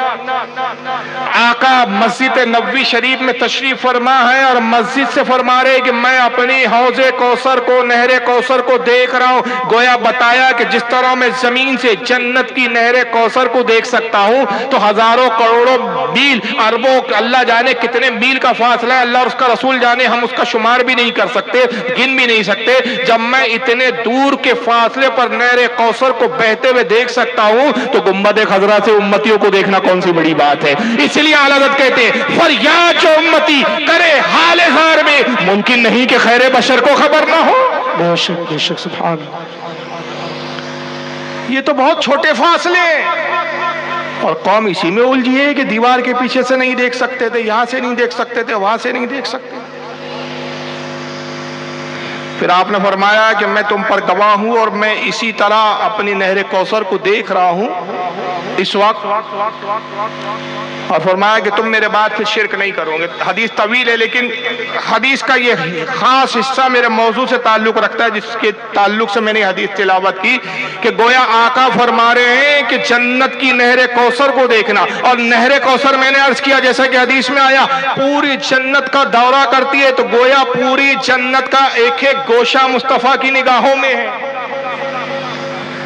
حضور پوری جنت کو دیکھ رہے ہیں، اور کیوں نہ دیکھے کہ پوری کائنات کے آپ مالک ہیں، پوری شے پر آپ کا تصرف ہے، پوری شے پر آپ کا اختیار ہے. کتنا باطل عقیدہ ہے کہ کسی نے کہا، لکھنے والوں نے لکھ کے چلے گئے کہ محمد تو اتنے بے بس ہے معاذ اللہ استغفر اللہ کہ اپنی بیٹی فاطمہ کو بھی نہیں بچا سکتے. کسی کو جنت کیا دے سکتے ہیں؟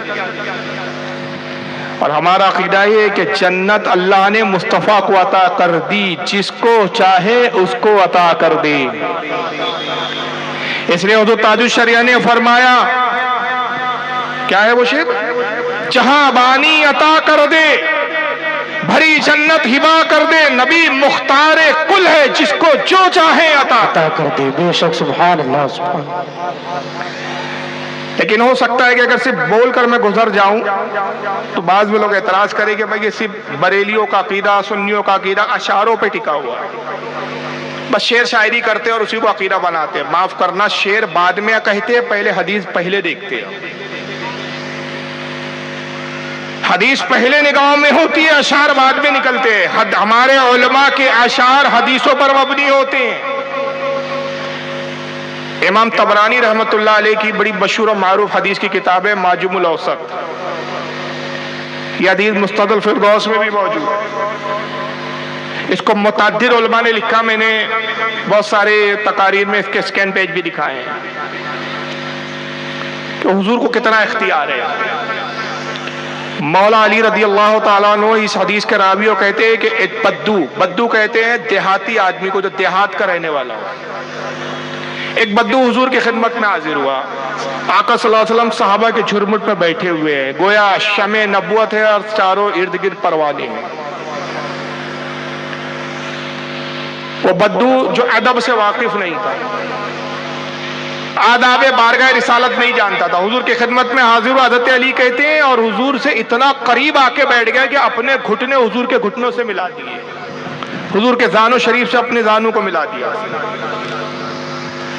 اور پھر کہتا ہے کہ اے محمد صلی اللہ علیہ وسلم مجھے کچھ عطا کیجیے، میں کچھ مانگنے آیا ہوں، کچھ غرض سے آیا ہوں، کچھ میرا مقصد ہے آنے کا. اے محمد صلی اللہ علیہ وسلم کچھ عطا کیجیے. حضرت علی کہتے ہیں کہ حضور خاموش. سرکار کی عادت قریبہ تھی. حضرت علی اس کی تشریح کرتے فرماتے ہیں کہ ہم نے کبھی بھی رسول اللہ کی زبان سے نہیں ہے نہیں سنا. جب کسی کو نہیں دینا مقصود ہوتا، آپ کی مرضی مبارک ہوتی کہ جو چیز یہ مانگ رہا ہے میں بعد میں اس سے بہتر دوں، آپ خاموشی اختیار کرتے۔ صحابی سمجھ جاتے کہ حضور خاموش ہے، اس کا مطلب یہ کہ حضور کو وہ چیز دینا جو مانگی جا رہی ہے دینا مقصود نہیں۔ حضور اپنی زبان سے نہیں ہے نہیں فرماتے، اور نہیں کو عربی میں کیا کہتے ہیں؟ بولیے، لا۔ لا کے معنی ہوتے ہیں عربی میں لا کہا جاتا ہے، اسی کے اردو معنی ہوتے ہیں نہیں۔ اسی کو حالت کہتے ہیں کہ نہیں سنتا ہی نہیں مانگنے والا تیرا۔ اور یہ جگہ فرماتے ہیں کہ مانگیں گے مانگے جائیں گے، منہ مانگی پائیں گے۔ مانگیں گے آقا سے، مانگیں گے مانگے جائیں گے، مانگتے رہیں گے، منہ مانگی پائیں گے۔ جو مانگیں گے وہ پالیں گے کہ سرکار میں نہ لا ہے نہ حاجت اگر کی ہے، بے شک بے شک، کہ حضور کی بارگاہ میں نہیں لفظ ہی نہیں کہ یہ نہیں ہے، اور حاجت اگر کی ہے مطلب یہ ایسا نہیں ہے آئیں گا تو دوں گا۔ ہر چیز آپ کے اختیار میں، جب چاہے جس کو جو چاہے عطا فرمائے۔ واہ کیا جود و کرم ہے شہ بطحا تیرا، نہیں سنتا ہی نہیں مانگنے والا تیرا۔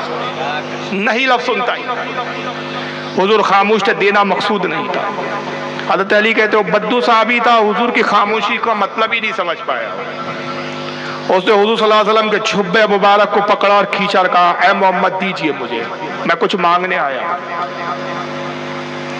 اے محمد صلی اللہ علیہ وسلم عطا کیجئے مجھے، میری ضرورت پوری کیجئے۔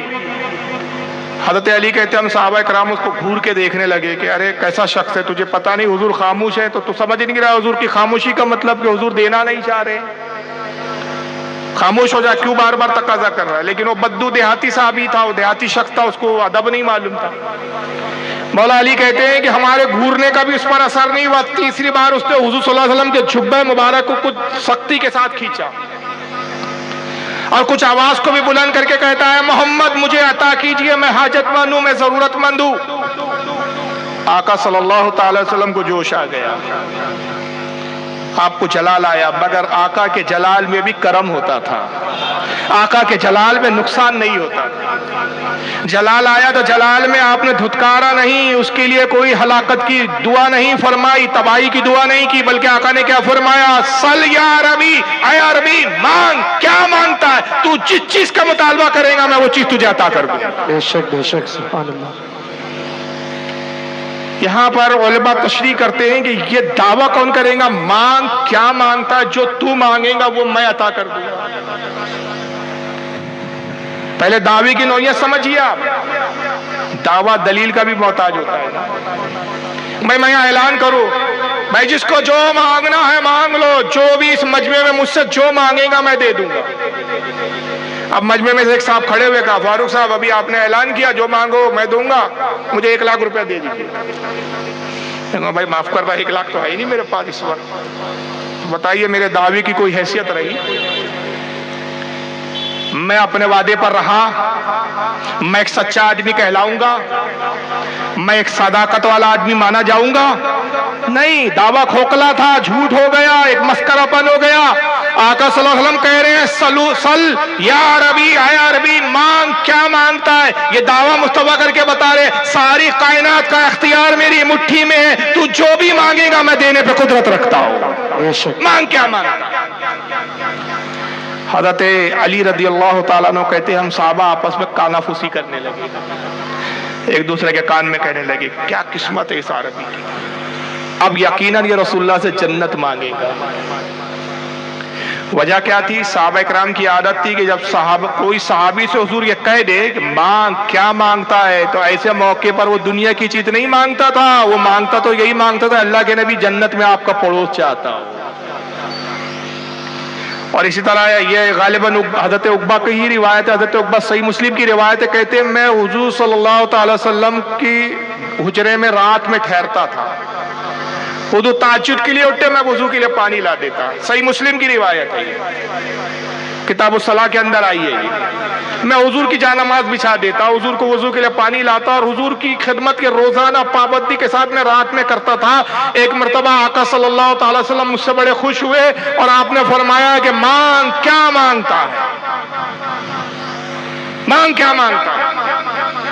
وہ عرض کرتے یا رسول اللہ میں جنت میں آپ کا پڑوس چاہتا ہوں۔ آقا نے نہیں فرمایا کہ میں جنت کہاں دے سکتا ہوں، آنے والے زمانے میں کچھ لوگ آئیں گے وہ تو یہ کہیں گے کہ محمد اپنی بیٹی کو جنت نہیں دلا سکیں گے، اپنی بیٹی کی شفاعت نہیں کر سکیں گے، تو جنت مانگ رہا ہے۔ حضور نے نہیں کہا، بلکہ صحیح مسلم کے الفاظ کے آپ نے فرمایا او غیر ذالک، وہ تو دے دیا اور کچھ مانگنا ہے تو وہ بھی مانگ، وہ دیا۔ اور نے کہا یا رسول اللہ میں اسی پہ راضی ہوں کہ جنت میں آپ کے پڑوس پہ رہوں گا۔ تو صحابہ کی عادت اس طرح کی بہت ساری حدیثیں ہیں کہ جب بھی حضور نے کسی صحابی سے کہا مانگ، کیا مانگتا ہے، وہ جنتی مانگتے تھے۔ مولا علی کہتے ہیں ہم حضور کے صحابہ آپس میں سرگوشی کرنے لگے، کانوں میں ایک دوسرے کے کانا پھوسی کرنے لگے۔ ہم نے کہا کیا قسمت ہے اس عربی کی کہ حضور نے اس سے کہا سل یا عربی، اے عربی مانگ، کیا مانگتا ہے؟ اب یقیناً یہ رسول اللہ سے جنت مانگے گا، مگر وہ دیہاتی بدو صحابی تھا، شعور سے دور، حضور کے اس اشارے کو بھی نہیں سمجھ سکتا۔ اس نے کہا یا رسول اللہ مجھے ایک اونٹ عطا کر دیجیے، اونٹ دے دیجیے، مجھے اونٹ کی ضرورت ہے، سفر پہ جانا ہے۔ آپ نے فرمایا اس کو اونٹ دے دو۔ اونٹوں کے استبل سے اونٹ لایا گیا، اس کے حوالے کر دیا گیا۔ حضور پھر فرماتے مانگ، اور کچھ مانگنا ہے تو مانگ۔ مانگ، کیا مانگتا ہے؟ جو تو مانگے گا میں تجھے دے دوں۔ دوسرا موقع حضرت علی کہتے ہیں یہ ایسا عجیب اتفاق تھا، یہ واحد وہ تھا کہ جس کو دوبارہ بھی کہا گیا، مگر افسوس اس بدو عربی پر، وہ اب بھی نہیں سمجھ سکتا۔ اس نے کہا یا رسول اللہ آپ دینا چاہتے، اونٹ چاہیے تھا، اونٹ تو مل گیا، اب اور کچھ دینا چاہتے تو کچھ روپیے پیسے دے دیجیے جو سفر کے دوران میں کام آئے۔ حضور نے کہا جاؤ، وہ بھی دے دیا، جتنے درہم مانگے اتنے دے دیا۔ وہ گھوڑے اونٹ پر بیٹھا خوشی خوشی جانے لگا۔ اس کو تو ایسا اس زمانے میں اونٹ کار ہوتی تھی، اس دور کی کار ہے سمجھ لیجیے۔ اب آج اگر آپ کسی کو کار دے دے اور وہ کار لے کے تو بڑا خوش ہو جائے گا، وہ اونٹ پہ بیٹھے خوشی خوشی جانے لگا اور سرکار اس کو بڑی حسرت کے ساتھ دیکھ رہے ہیں۔ جب وہ بہت دور نکل گیا تو آپ بے ساختہ کا جملہ ارشاد فرماتے کہ یہ بنی اسرائیل کی بڑیا سے گیا بیتا تھا، یہ بنی اسرائیل کی صحیفہ سے گیا بیتا نکلا یہ شخص۔ صحابہ اکرام کو اشتیاق ہوا۔ مولا علی کہتے ہیں کہ ہم نے کہا یا رسول اللہ بنی اسرائیل کی کون سی صحیفہ اور بڑیا جس سے گیا بیتا نکلا؟ آقا نے فرمایا آؤ میں تمہیں بنی اسرائیل کی صحیفہ کا قصہ واقعہ سناتا ہوں۔ پھر حضور نے ایک بڑی لمبی حکایت سنائی، ایک واقعہ سنا۔ واقعہ یہ تھا کہ جناب یوسف علیہ السلام مصر میں غلام بن کر بیچے گئے، بعد میں ترقی کرتے کرتے اللہ نے وہ نوازا کہ آپ بادشاہ مصر بنے۔ پورے مصر کی آبادی آپ پر ایمان لائی، مسلمان ہو گئی۔ مصر میں ایک بہت بڑا دریا بہتا تھا جس کا نام ہے دریائے نیل، آج بھی بہتا ہے۔ دریائے نیل کے اس طرف ایک آبادی تھی اور دریائے نیل کے اس طرف ایک آبادی تھی، بیچ سے دریا بہتا تھا۔ حضرت یوسف علیہ السلام کا انتقال ہو گیا، قوم میں اختلاف ہو گیا۔ ادھر کے آبادی والوں نے کہا کہ ہم یوسف علیہ السلام کو اپنی آبادی میں لے جائیں گے، وہاں دفن کریں گے۔ ادھر کے آبادی دریائے نیل کے اس طرف کی آبادی والوں نے کہا ہم اپنے علاقے میں لے جائیں گے، وہاں یوسف علیہ السلام کو دفن کریں گے۔ اختلاف اتنا بڑا ہے کہ مارنے اور کاٹنے کی نوبت آ گئی۔ میانوں سے تلواریں نکل گئی، قوم کے ضعیف العمر بوڑھے بزرگان انہوں نے کہا ارے شرم کرو، حیا کرو، تمہارے نبی کے انتقال کیے ہوئے ابھی چند لمحے گزرے ہیں، تم ایک دوسرے کے خون کے پیاسے ہو گئے۔ اور انہوں نے کہا جب ہم میں اختلاف ہو گیا تو پھر بتاؤ فیصلہ کیسے ہوگا؟ آخر جناب یوسف علیہ السلام کو دفن کہاں کس آبادی میں کیا جائے؟ مشورہ ہوا اور بزرگوں نے کہا کہ دیکھو یہ اللہ کے نبی ہے یوسف علیہ السلام، اور اللہ خوب بہتر جانتا ہے کہ اس کے نبی کو کہاں دفن ہونا۔ آؤ ہم اور تم سب مل کر اللہ کی بارگاہ میں دعا کریں کہ پروردگار تیرے نبی یوسف کے لیے جو بہتر ہے وہ چیز ہم پر ظاہر فرما۔ قوم کے لوگ دعا میں مشغول ہوئے اور دعا کرنے لگے، کہا کہ پروردگار عالم یوسف علیہ السلام کے لیے جو جگہ بہتر ہے، جو مناسب ہے، جہاں تیری مرضی ہو کہ ہم یوسف کو دفن کریں، وہ جگہ وہ مقام ہم پر ظاہر فرما دے۔ ابھی دعا سے جیسی فارغ ہوئے پوری قوم نے دیکھا کہ دریائے نیل میں ایک طوفان، ایک طغیانی آئی، دریائے نیل بیچ سے پھٹا اور درمیان میں ایک راستہ نمودار ہو گیا، ایک خشکی کا راستہ آ گیا۔ قوم کے لوگ سمجھ گئے کہ رب تبارک و تعالیٰ کی مرضی کیا ہے، لہذا وہ دریائے نیل کے بیچ میں آئے اور بیچ دریا میں پانی رکا ہوا تھا، دریا کا آدھا پانی اس طرف تھا اور آدھا پانی اس طرف تھا اور بیچ میں دریا خشک تھا۔ چنانچہ حضرت یوسف علیہ السلام کے لیے انہوں نے دریائے نیل کے بیچ کے اس حصے پر قبر کھودی اور حضرت یوسف علیہ السلام کو دفن کر دیا۔ دفن کر کے جیسی فارغ ہو کر یہ ہٹے، اللہ کی قدرت سے دریا کا پانی جو ہے وہ جاری ہو گیا۔ اب قبر دریا کے اندر ہے، گہرائی میں ہے، اور پانی دریا کا قبر کے اوپر سے بہتا ہے۔ آقا فرماتے ہیں کہ اس دریا کے پانی کی تاثیر ایسی ہو گئی کہ وہ پانی جو حضرت یوسف علیہ السلام کی مزار کو چھو کر گزرتا تھا، وہ بیمار پی لیتا، اس کو اللہ تعالیٰ شفا عطا فرما دیتا تھا۔ اس سے تبرک کی بھی دلیل ملتی ہے۔ کتنے سال دریائے نیل میں حضرت یوسف علیہ السلام کا جسم اثر رہا؟ اب ظاہر ہے کہ دریا کے اندر ہے، دریا کا پانی بہ رہا ہے، تو قبر مبارک میں بھی پانی گیا ہوگا، ایسا تو ہو نہیں سکتا کہ قبر میں پانی نہ جائے۔ واٹر پروف تو کوئی قبر تھی نہیں، تو گویا پانی ہی کے اندر آپ کا جسم رکھا ہے۔ کتنے سال رہا؟ 1 سال، 2 سال، 10 سال، 20 سال نہیں، بلکہ 313 کے قریب، 300 سال کے قریب، 300 سال تک یوسف علیہ السلام کا جسم اطہر آپ کی قبر مبارک دریائے نیل کے اندر رہی۔ اور 300 سال کے بعد حضرت موسیٰ علیہ السلام کا زمانہ آتا ہے۔ فرعونیوں نے آپ کی قوم پر ظلم و ستم کیے، حضرت موسیٰ علیہ السلام اللہ کے حکم سے اپنی قوم کو لے کر فرعون سے آزاد کرا کر نکلتے۔ یہ واقعات یہاں تک تھا، آپ نے بھی سنے ہوں گے کہ جب قوم کو لے کے دریا پر پہنچے، اب دریا سے آگے جا نہیں سکتے، دریا نیل درمیان میں حائل ہو گیا۔ عرض کیا مالک کائنات، اب اس دریا کو ہم کیسے پار کریں؟ پیچھے فرعون ہے جو ہمارا پیچھا کر رہا ہے۔ رب نے فرمایا کہ موسیٰ دریا پہ اپنا عصا مار، دریا درمیان سے پھٹے گا، راستے نمودار ہوں گے، اس راستے سے گزر۔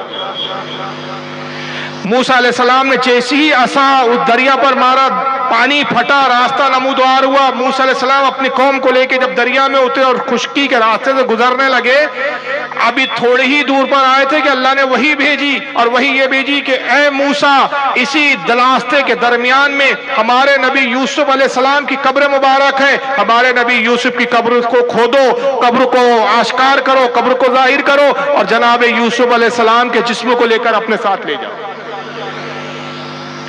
ہم نہیں چاہتے کہ یوسف کی قبر اب یہاں رہے۔ وجہ یہ ہے کہ تمہارے پیچھے جو فرعون آ رہا ہے وہ بھی تمہارا پیچھا کرتے کرتے اس دریا کے اس راستے پر آئیں گا۔ جب تک تم دریا پار کرو گے وہ دریا کے بیچ و بیچ پہنچیں گا، ہم اسی دریا میں اسے اس کی قوم کے ساتھ ہلاک فرمائیں گے، ایک عذاب بھیجیں گے، اور اس عذاب میں فرعون اور اس کی قوم کو تباہ کر دیں گے۔ اے موسیٰ، ہماری سنت الہیہ ہے کہ جہاں پر عذاب آتا ہے وہاں نبی نہیں ہوتا، اور جہاں نبی ہو وہاں پر عذاب نہیں ہوتا۔ چونکہ یہاں عذاب بھیجنا مقصود ہے تو موسیٰ یوسف علیہ السلام یہاں نہیں ہو سکتے، یوسف کو نکالو۔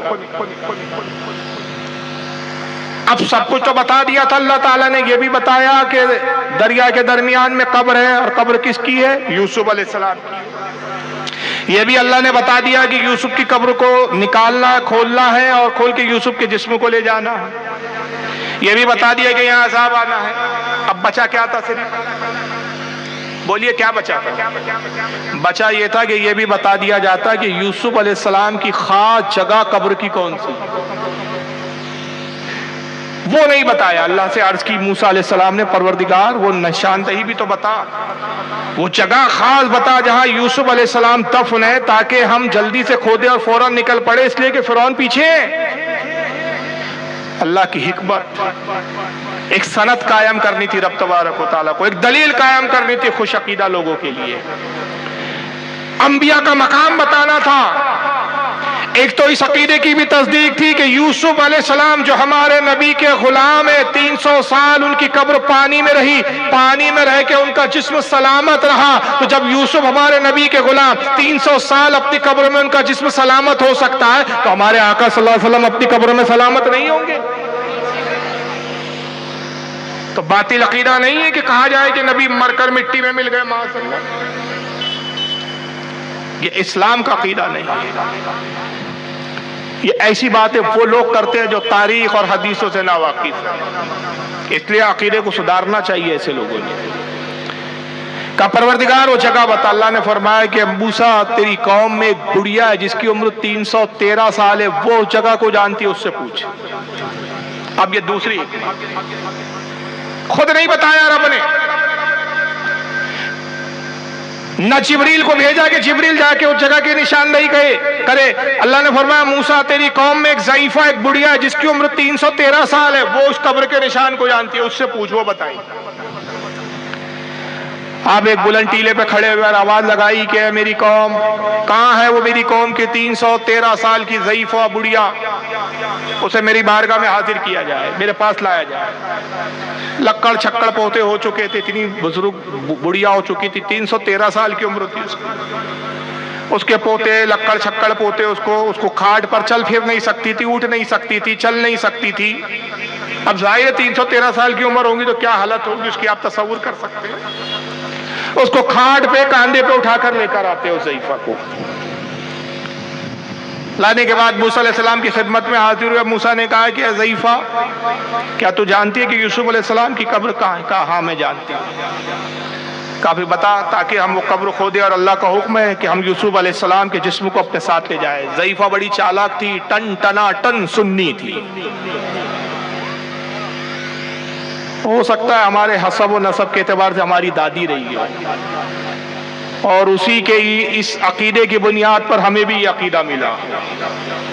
ٹن ٹناٹن سننی تھی، کہتی ہے کہ موسیٰ ایسے تھوڑی بتاؤں گی، میں اس وقت تک نہیں بتاؤں گی جب تک آپ وعدہ نہ کر لیں کہ میں جو چیز آپ سے مانگوں گی وہ چیز آپ مجھے عطا کریں گے۔ پہلے آپ وعدہ کیجئے کہ جو میں مانگوں گی وہ آپ دوں گے، تب بتاؤں گی، ایسے نہیں بتانے والی میں۔ موسیٰ علیہ السلام نے کہا اچھا میں وعدہ کرتا ہوں جو چیز تم مانگے گی میں دے دوں گا، مانگ کیا مانگا؟ کہا موسیٰ میں جنت میں آپ کے محل میں آپ کے ساتھ رہنا چاہتی ہوں۔ کہاں رہنا چاہتی ہوں؟ جنت میں۔ کس جگہ؟ جس محل میں آپ رہیں گے۔ موسیٰ علیہ السلام نے یہ نہیں کہا ہے بڑھیا پاگل ہو گئی ہو، دماغ خراب ہو گئے تھے۔ ارے آنے والے زمانے میں تو ایک ایسی بھی جماعت آئے گی جو یہ کہیں گے کہ محمد اپنی بیٹی کی مغفرت نہیں کروا سکتے، اپنی بیٹی کو نہیں بخشوا سکتے، محمد کسی کو جنت نہیں دے سکتے، جنت صرف اللہ کی ہے، اللہ جس کو چاہیں گا عطا کرے گا، محمد بے بس ہے، مجبور ہے، محمد کو کوئی اختیار نہیں، جس کا نام محمد اور علی ہے وہ بے اختیار ہے۔ تو پاگل ہو گئی، مجھ سے جنت مانگ رہی ہے، میں تجھے جنت کیسے دے سکتا ہوں؟ تو تو مشرکہ ہو گئی، توبہ کر، کلمہ دوبارہ پڑھ۔ یہ نہیں کہا موسیٰ علیہ السلام نے، بلکہ کیا فرماتے کہ فرمایا سلیل جنہ، جنت مانگ لے، میرے محل میں رہنے کی بات مت کر۔ وجہ یہ ہے کہ میرے درجے میں، میرے محل میں تو میری بیوی صفورہ ہوں گی، تو وہاں کا گھسی چلی آ رہی ہے۔ جنت مانگ لے، جنت دے سکتا ہوں میں، جنت دے دیتا ہوں، لیکن میرے محل کے میرے درجے میں یہ رہنے کی بات مت کر۔ وہ کہتی ہے کہ اے موسیٰ جب تک آپ یہ وعدہ نہ کریں میں نہیں بتاؤں، آپ پر تو ایمان لایا میں نے، ویسی جنت مل جائے، مجھے تو یہ وعدہ چاہیے کہ جنت کے جس محل میں آپ رہیں گے آپ کے ساتھ رہوں۔ آقا صلی اللہ تعالیٰ علیہ وسلم ارشاد فرماتے کہ وہ ضعیفہ موسیٰ سے الجھ گئی اور اختلاف کرنے لگی، موسیٰ علیہ السلام اور اس کے درمیان میں تکرار چلنے لگی۔ موسیٰ اس کو لاکھ سمجھاتے رہے کہ جنت لے لے، میں جنت دے دیتا ہوں، لیکن میرے درجے میں رہنے کی بات نہ کر۔ بڑھی اڑی رہی، یہاں تک کہ رب تبارک و تعالیٰ نے دونوں کے معاملات میں مداخلت فرمائی، اور اللہ نے موسیٰ کی طرف وحی کی، اور وحی یہ فرمائی کہ اللہ نے فرمایا اے موسیٰ وہ جو مانگ رہی ہے آپ اس کو عطا کر دیجئے، آپ اس کو اگر دے دے تو اس میں آپ کا کیا نقصان ہے؟ آپ کا اس میں کوئی نقصان نہیں ہے۔ اللہ نے بھی یہ وحی نہیں بھیجی کہ اے موسیٰ یہ کیا بحث کر رہے ہو، تم کہہ رہے ہو جنت لے، تم کون ہوتے ہو جنت دینے والے؟ تم بھی توبہ کرو اور اس بڑھیا سے بھی توبہ کراؤ جو تم سے مانگ رہی ہے۔ جنت ہماری ہے، ہم جس کو چاہے جنت دیں گے اور جس کو چاہیں گے نہیں دیں گے۔ یہ مانگنے والی بھی مشرک، اور جو تم کہہ رہے جنت کا درجہ دوسرا جگہ لے لے، دوسرا درجہ لے لے، تم بھی مشرک، تم دونوں توبہ کرو۔ یہ نہیں فرمایا پروردگار عالم نے، بلکہ رب نے کیا فرمایا اے موسیٰ آپ اس سے الجھ کیوں رہے ہیں، جھگڑ کیوں رہے ہیں؟ وہ جو مانگتی ہے اس کو عطا کر دیجئے، آپ دے دیجئے، اس میں آپ کا کیا نقصان؟ آقا فرماتے ہیں کہ جب اللہ نے ارشاد فرمایا تو موسیٰ علیہ السلام نے کہا کہ اے بڑھیا جا، میں نے تجھے یہ مقام دیا کہ جنت میں تو میرے ساتھ رہیں گی، اب بتا کہاں پر۔ کہتی ہے موسیٰ چلو جنت کا تو وعدہ ہو گیا، ایک چیز اور چاہتی ہوں۔ اب کیا؟ بات تو ایک ہی وعدے کی ہوئی تھی نا، کہ حدیث کا یہ اضافی جو روایت ہے اس کو امام سیوطی نے اپنی تفسیر در منصور میں نقل کی، اور امام قرطبی نے اپنی کتاب الجامع احکام القرآن کے اندر نقل کیا ہے، الجامع احکام القرآن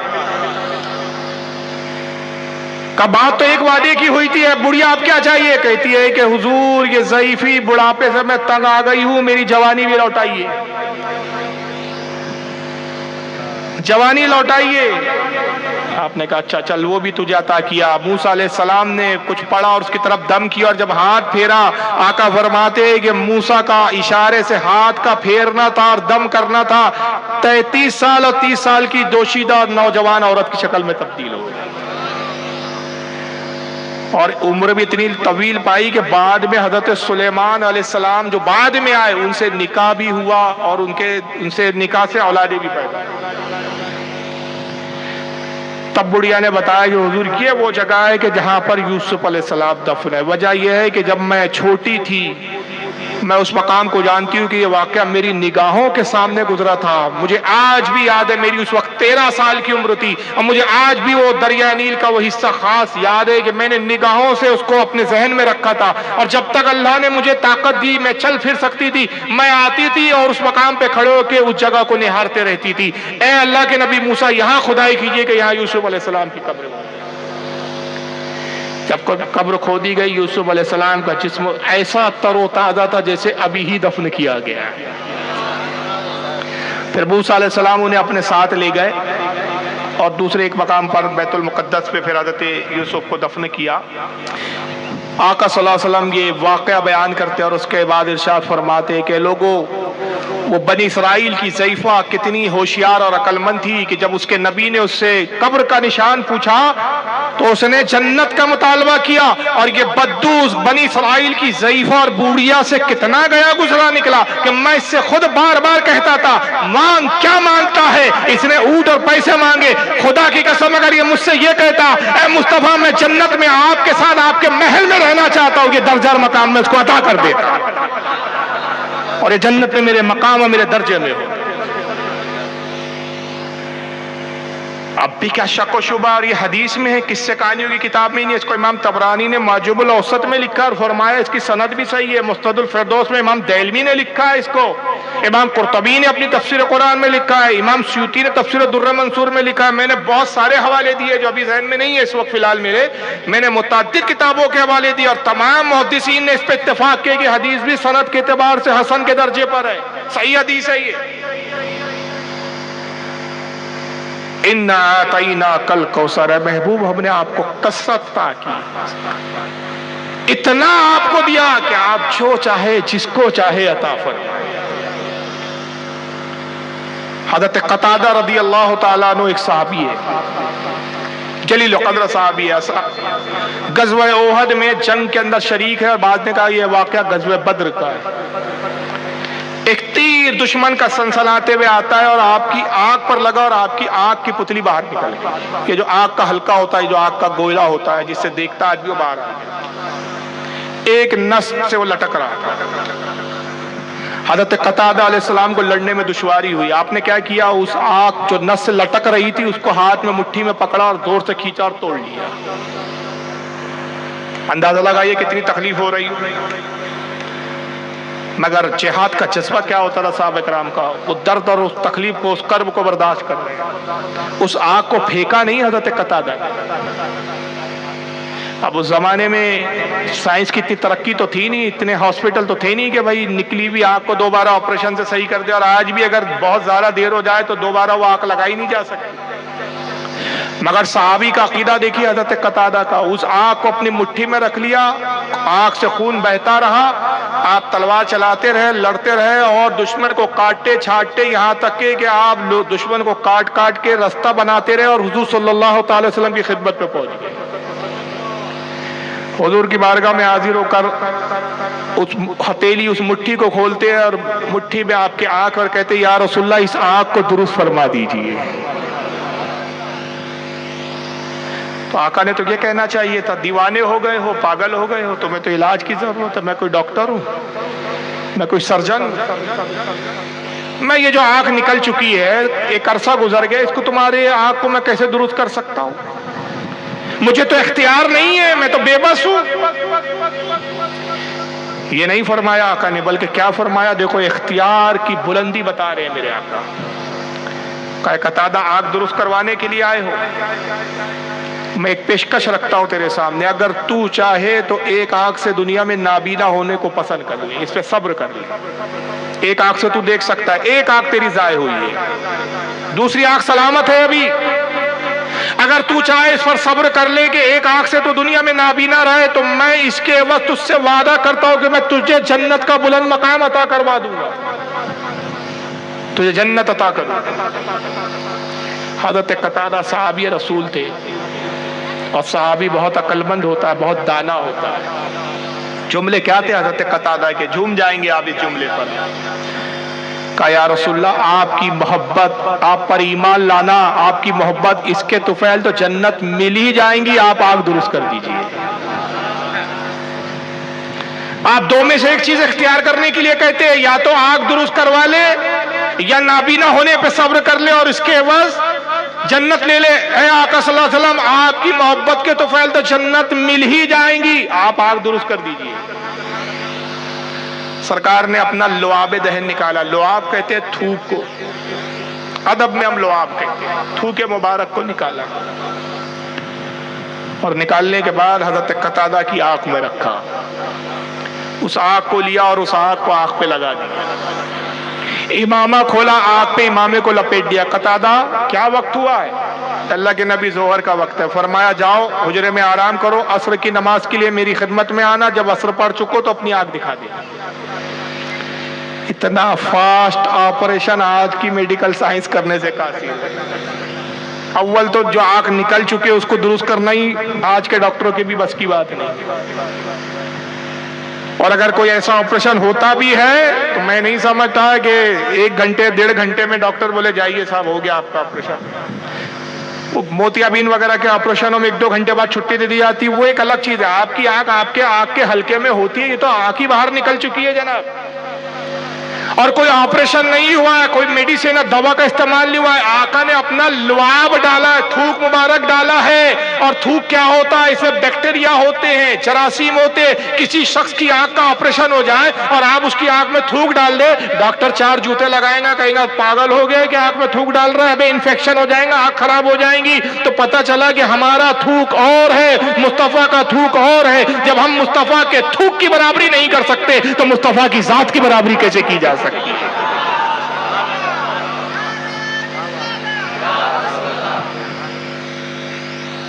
नबी का थूक और है। और थूक क्या होता है? हिकारत से आदमी उसको खारिज कर देता है। उस शय की कोई कीमत भी नहीं होती, कोई अहमियत भी नहीं होती। किसी के कपड़े पे लग जाए तो वो नाराज हो जाता है, किसी के कपड़े पे थूक दीजिए तो खुश होंगे आपसे, तो बहुत अच्छा काम किया, बड़ी अच्छी चीज दिया आपने।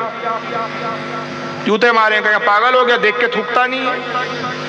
मगर नबी के लुआब थूक मुबारक की तासीर देखो। आपने अपना थूक लगाया, आंख लगाया, इमामा लपेटा, कहा जाओ जोहर का वक्त हुआ है कतादा, असर में आना और आंख दिखा देना। हज़रत कतादा कहते हैं मैं अपने खैमे में आया, आराम किया, असर का वक्त हुआ, मैं हुजूर की खिदमत में हाजिर हुआ, मैंने हुजूर की इक्तिदा में नमाज पढ़ी। जब नमाज से फारिग हुए आका सल्लल्लाहु अलैहि वसल्लम का कतादा इमामा खोलो जरा अपनी आंख दिखाओ।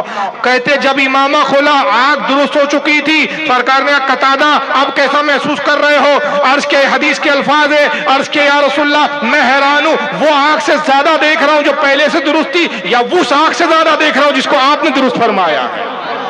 खुदा की कसम वो आंख ज्यादा दूर तक देख रही है जिसको आपने दुरुस्त फरमाया। आका मुस्कुराया, का कतादा बड़े होशियार निकले, क्या कहा था? जुमले तो दोहराओ जो कहा था। कहा या रसूलल्लाह मैंने ये कहा था कि आपकी मोहब्बत के तुफैल जन्नत तो मिल ही जाएंगी, आप आंख दुरुस्त कर दीजिए। आका ने कहा कतादा ये जुमलों से अल्लाह रसूल बड़े राजी हुए, जाओ तुझे जन्नत भी अता की गई और आंख भी दुरुस्त कर दी, जन्नत भी ले जा।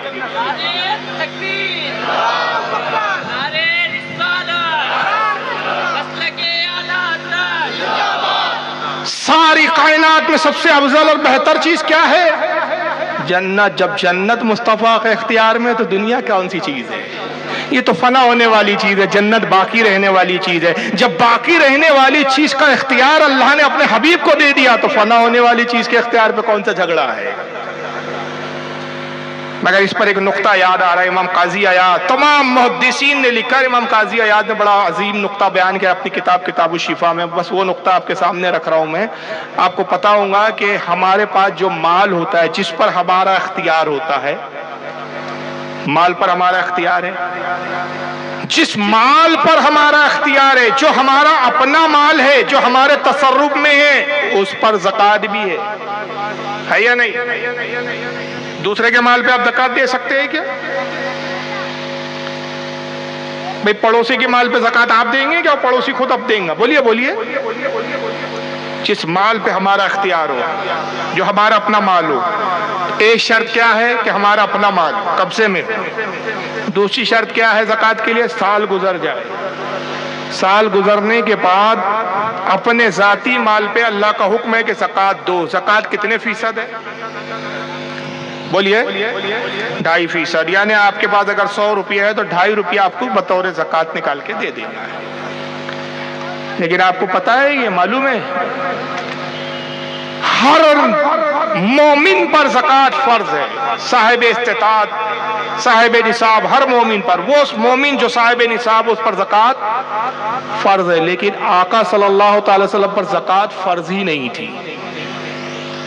حضور پر زکوٰۃ، سیدوں پہ زکوٰۃ فرض ہے. سیدوں کو زکوٰۃ لینا جائز نہیں ہے، لیکن اگر مال ہو زکوٰۃ ان پہ فرض ہو جائے، اتنا مال ہوگی جس پہ فرض ہو جاتی ہے تو زکوٰۃ دینا فرض ہے. لیکن آقا پر زکوٰۃ دینا فرض نہیں تھا. اگرچہ آپ کے بعد اتنا مال آ بھی جائے کہ جو نصاب کو پہنچ جائے، تب بھی آپ پہ زکوٰۃ فرض نہیں تھی. زکوٰۃ لینے کا تو سوال ہی پیدا نہیں ہوتا. جب آپ کی اولاد کو زکوٰۃ کا مال نہیں چلتا تو آپ کو کہاں سے پھر وہ زکوٰۃ کا مال دیا جا سکتا؟ لیکن آپ پر زکوٰۃ اللہ نے فرض کیوں نہیں کی؟ اب یہاں ایک ذہن میں خیال آتا ہے کہ بھائی زکوٰۃ دینا بھی تو ایک اجر کا کام ہے، نیکی کا کام ہے، تو اللہ تعالیٰ نے اپنے محبوب کو اس اجر سے کیوں محروم رکھا؟ جی نہیں، اس میں بہت بڑی حکمت ہے. امام قاضی عیاض کرتے ہیں، عزیز مصطفیٰ صلی اللہ علیہ وسلم پہ زکوٰۃ فرض نہیں تھی. وجہ کیا تھی؟ زکوٰۃ اللہ نے اس لیے فرض نہ رکھی کہ مصطفیٰ زکوٰۃ نکالتے تو کیا نکالتے؟ اس لیے کہ ہمارے مال کی ایک مقدار ہے، ایک لمٹ ہے. یہ پوری کائنات کا مالک اللہ نے مصطفیٰ کو بنا دیا. جب پوری کائنات کے مالک ہے تو پھر پوری کائنات کی زکوٰۃ نکالتے. تو زکوٰۃ نکالتے تو کتنی نکالتے، اور نکالتے تو پھر کسے دیتے، اور جسے دیتے تو وہ پھر حاصل کیسے کرتا؟ آپ چاند، سورج، سیارے سب کے مالک، سب آپ کے اختیار میں، سب آپ کے دست قدرت میں. اسی لیے چاند کو اشارہ کرے پلٹ آئے، ٹکڑے ہو جائے. سورج کو اشارہ کرے پلٹ آئے. سب آپ کی ملکیت ہے، اس لیے سب آپ کی فرما برداری کر رہے ہیں، سب آپ کے حکم کو مان رہے ہیں. اِنَّا أَعْطَيْنَاكَ الْكَوْثَرَ. اے محبوب، ہم نے آپ کو کثرت عطا کی، کوثر عطا کیا. اتنا عظیم نبی، اتنا بہترین نبی، کسی امت کو ایسا نبی نہیں ملا جو جیسا نبی ہمیں عطا کیا گیا. 18,000 عالم ہے. کتنے عالم ہیں؟ مگر اس عالم میں بھیجا. ایک شاعر نے، ناگپور کے ہی شاعر ہے سالم ناگپوری، بڑا پیارا شعر کہا کہ وہ ہر عالم کی رحمت ہے، کسی عالم میں رہ جاتے ہیں. وہ ہر عالم کی رحمت ہے، کسی عالم میں رہ جاتے. یہ ان کی مہربانی ہے کہ یہ عالم پسند آیا. یہ ان کی مہربانی ہے کہ یہ عالم پسند آیا. یہ ان کی مہربانی ہے کہ آقا نے ہمیں اپنا امتی بنایا. ایک مسلمان کے لیے سب سے عظیم اگر کوئی نعمت ہے وہ مصطفیٰ صلی اللہ علیہ وسلم کا امتی ہو. اور پھر امتی بھی ایسا کہ سنی ہو، اور سنیوں میں بھی سنی صحیح عقیدہ ہو. اور ایمان کیا ہوتا ہے، سنی صحیح عقیدہ ہونا کیا ہوتا ہے، مصطفیٰ کی محبت کا حق کیا ہوتا ہے. اس زمانے میں اگر کسی نے ہمیں سمجھایا تو وہ امام احمد رضا نے سمجھایا. اور یوں کہا، اے عشق تیرے صدقے جلنے سے چھٹے سستے، جو آگ بجھا دیں گی وہ آگ لگائی. بے شک، سبحان اللہ، سبحان اللہ. کیونکہ اصل ایمان ہی مصطفیٰ سے محبت ہے. ایسا عظیم نبی، اس سے محبت نہیں کی جائے گی، اسے چاہا نہیں جائیں گا، اسے اپنا آقا اور مولا نہیں مانا جائیں گا. خود میرے آقا کہتے ہیں کہ لوگوں ایمان کیا ہے؟ لوگ سمجھتے ہیں نماز پڑھ لیا تو ایمان مکمل ہو گیا، لوگ سمجھتے روزے رکھ لیا تو ایمان مکمل ہو گیا۔ یاد رکھیے کہ نماز، روزے، حج، زکوٰۃ، صدقہ، جتنے بھی نیک اعمال ہے یہ جنت میں درجہ ملنے کا سبب ہے۔ یہ اعمال طے کریں گے کہ جنت میں آپ کو کس درجے میں رکھا جائے، کس کلاس میں رکھا جائے، فرسٹ کلاس میں رہوں گے، سیکنڈ کلاس میں رہوں گے کہ تھرڈ کلاس میں رہوں گے۔ خیر جنت میں کوئی تھرڈ کلاس نہیں ہے، تھرڈ سے مطلب سب سے نچلی جنت۔ جنت میں بھی درجے ہیں، 7 جنتی ہیں۔ کون سی جنت میں رہوں گے کہ طے کس بنیاد پر ہوگا؟ اعمال کی بنیاد پر، لیکن داخلہ کس بنیاد پر ہوگا؟ ویزا اور پاسپورٹ کیا چیز ہے؟ وہ ہے مصطفیٰ صلی اللہ تعالی وسلم کی محبت۔ اگر اس میں ادھورے ہے تو جب داخلہ ہی نہیں ملے گا تو پھر مقام کہاں سے ملے گا؟ بھائی اگر حج کرنے جانا چاہتے ہو تو داخلہ کس چیز سے ملے گا سعودیہ میں؟ کہ پاسپورٹ بھی ہو اور ساتھ میں ویزا بھی ہو۔ اس پر ایک بڑی پیاری بات یاد ہے، یہ 2 چیزیں لازم ہیں۔ پاسپورٹ اور ویزا نہیں ہے تو جا سکتے ہیں آپ کسی ملک میں؟ میں حج کرنے جانا چاہتا ہوں لیکن پاسپورٹ تو ہے لیکن ویزا نہیں ہے، تو یہ پاسپورٹ کام آئیں گا؟ بولو یار۔ چلو ویزا تو ہے، پاسپورٹ صحیح نہیں ہے۔ ویزا مل گیا اور جب ایئرپورٹ پہنچے پاسپورٹ چیک ہوا تو پتا چلا پاسپورٹ میں خامی ہے، ڈپلیکیٹ پاسپورٹ تھا، وہی روک لیا جائے گا۔ ویزا ہونے کے باوجود بھی آپ کو آگے جانے نہیں دیا جائے گا۔ تو اگر آپ سعودیہ یا کسی بھی ملک میں جانا چاہتے ہیں، کسی بھی جگہ جانا چاہتے ہیں تو 2 شرطیں، پاسپورٹ بھی اصل چاہیے اور ویزا بھی چاہیے۔ جنت میں جانے کا ویزا اور پاسپورٹ کیا ہے؟ مصطفیٰ کی محبت ہے۔ تو محبت تو سند ہے اس کی، ویزا پہ بھی جو اسٹیمپ ہے وہ مصطفیٰ کی محبت ہے، پاسپورٹ پر جو اسٹیمپ ہے وہ مصطفیٰ کی محبت ہے۔ اور ویزا اور پاسپورٹ کیا ہے؟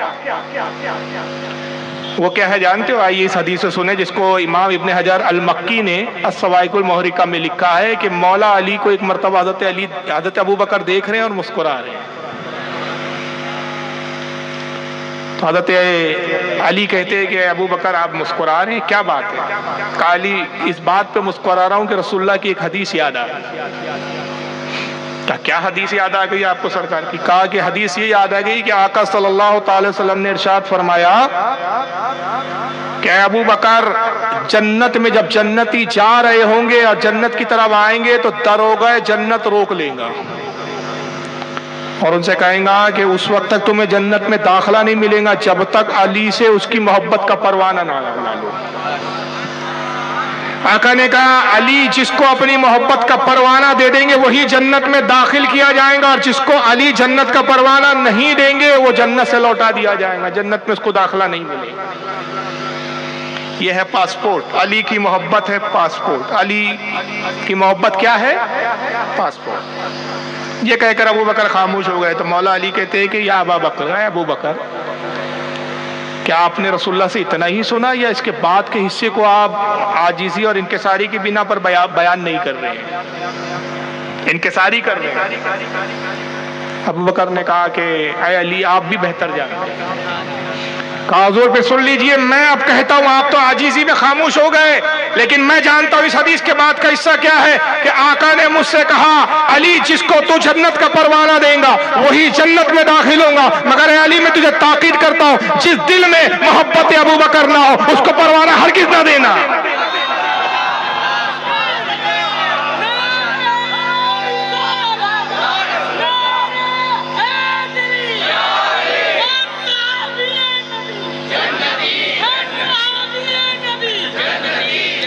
تو معلوم ہوا کہ ابو بکر کی محبت ویزا ہے، علی کی محبت پاسپورٹ ہے، اور ان دونوں پہ جو اسٹیمپ ہے وہ رسول اللہ کی محبت ہے۔ اور اسی محبت کو آقا نے کہا لا یؤمن احدکم حتی اکون احب الیہ من والدہ وولدہ والناس اجمعین۔ اے لوگوں تم میں سے اس وقت تک کوئی مومن ہو ہی نہیں سکتا جب تک وہ اپنے ماں باپ سے زیادہ، اپنی اولاد سے زیادہ، دنیا کے تمام لوگوں سے زیادہ جب تک مجھ سے محبت نہ کرے وہ مومن ہو ہی نہیں سکتا۔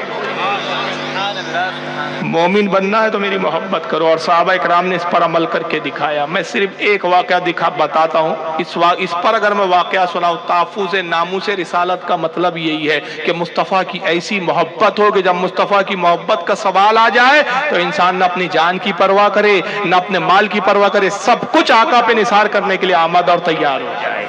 یہی ناموس رسالت کا مطلب۔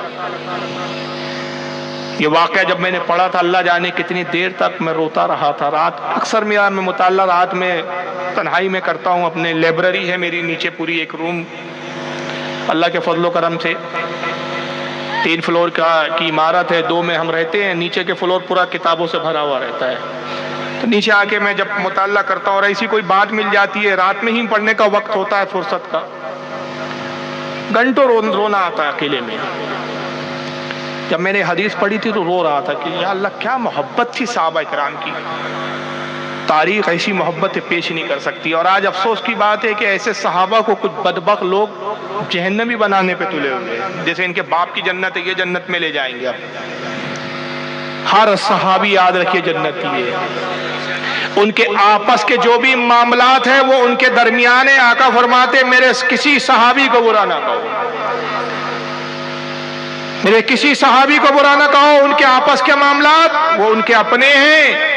تم میں سے اگر کوئی غیر صحابی اوہد پہاڑ کے برابر سونا اللہ کی راہ میں خیرات کر دے، میرا ایک صحابی، ادنا سا صحابی، عام صحابی، ایک سب سے آخر کا صحابی ایک مٹھی جو اللہ کی راہ میں دے دے، درجے مقام ثواب میں تم میرے اس صحابی کے برابر نہیں ہو سکتے۔ اول تو اوہد پہاڑ کے برابر سونا ممکن ہی نہیں ہے، ناممکن ہے۔ اوہد پہاڑ کے برابر سونا ہے کسی کے پاس؟ ہو سکتا ہے؟ اتنی بڑی مثال دیا آتا ہے۔ اور ایک دوسرے مقام پہ فرمایا، عبداللہ ابن عمر کہتے ہیں کہ اگر کسی کو قیامت تک کی زندگی مل جائے، اول تو یہ ملنا بھی ممکن نہیں ہے۔ صرف خضر علیہ السلام کے بارے میں مشہور ہے کہ وہ حیات ہے، اس پہ بھی اختلاف ہے علماء کے درمیان، بعض کہتے ہیں وصال ہو گیا، بعض کہتے ہیں حیات ہے۔ صوفیہ کا عقیدہ یہ ہے کہ زندہ ہے، موجود ہے، ملاقاتیں کرتے ہیں اولیاء سے۔ اگر کسی انسان کو قیامت تک کی عمر دے دی جائے، اور عبداللہ ابن عمر فرماتے ہیں کہ اگر وہ قیامت تک نماز میں گزار دے اور قیام کی حالت میں رہے، پوری زندگی قیامت تک کی نماز میں گزار دے، اور رسول اللہ کا ایک صحابی تکبیر پکارے، ایک لمحہ کھڑے ہو اور ایک لمحہ کھڑے ہو کے نماز ختم کر دے، تو قیام میں جو ایک لمحہ گزارا تمام قیامت تک کی زندگی کے برابر اس کے اجر و ثواب کو نہیں پہنچ سکتا۔ وہ صحابی کا درجہ ہے۔ آج کل صحابی پہ وہ انگلی اٹھا رہے ہیں جن کے اپنے باپ داداؤں کے پتے نہیں، جن کے اپنے حسب و نسب کے ٹھکانے، وہ صحابہ کے نسبوں کو کھنگال رہے، فلاں ایسے تھے، فلاں ایسے تھے۔ لیکن صحابہ تھے کیا؟ صحابہ تو صحابہ تھے۔ صحابیات میں سے میں ایک بات کر رہا ہوں کہ غزوہ خندق کا موقع، 3 طاقتوں نے یکجٹ ہو کر مدینے پہ حملہ کیا ہے، 3 دشمن ایکجٹ ہو گئے، معاہدہ کیا آپس میں کہ ہم تینوں مل کر محمد کو اور اس کے ماننے والوں کو ختم کر دیں گے۔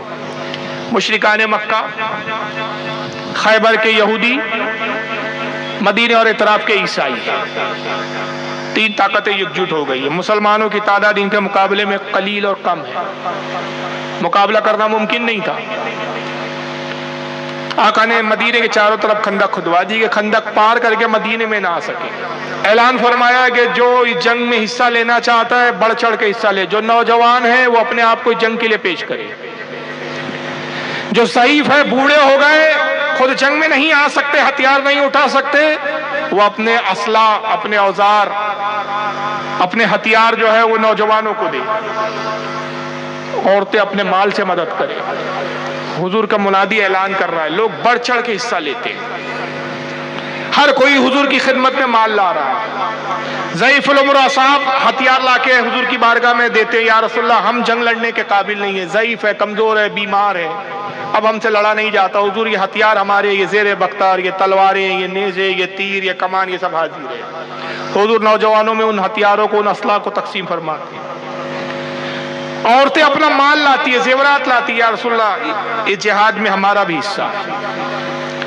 راوی حدیث کہتے ہیں حضور سب کو دعا دے رہے تھے کہ تبھی ہماری نگاہوں نے دیکھا کہ ایک کم عمر نوجوان لڑکی، کم عمر میں ایک دوشیزہ، سفید لباس میں ملبوس، اپنے سینے سے چمٹائے ہوئے کوئی چیز کو چھپائے ہوئے آہستہ آہستہ قدموں سے حضور کی خدمت میں آ رہی ہے.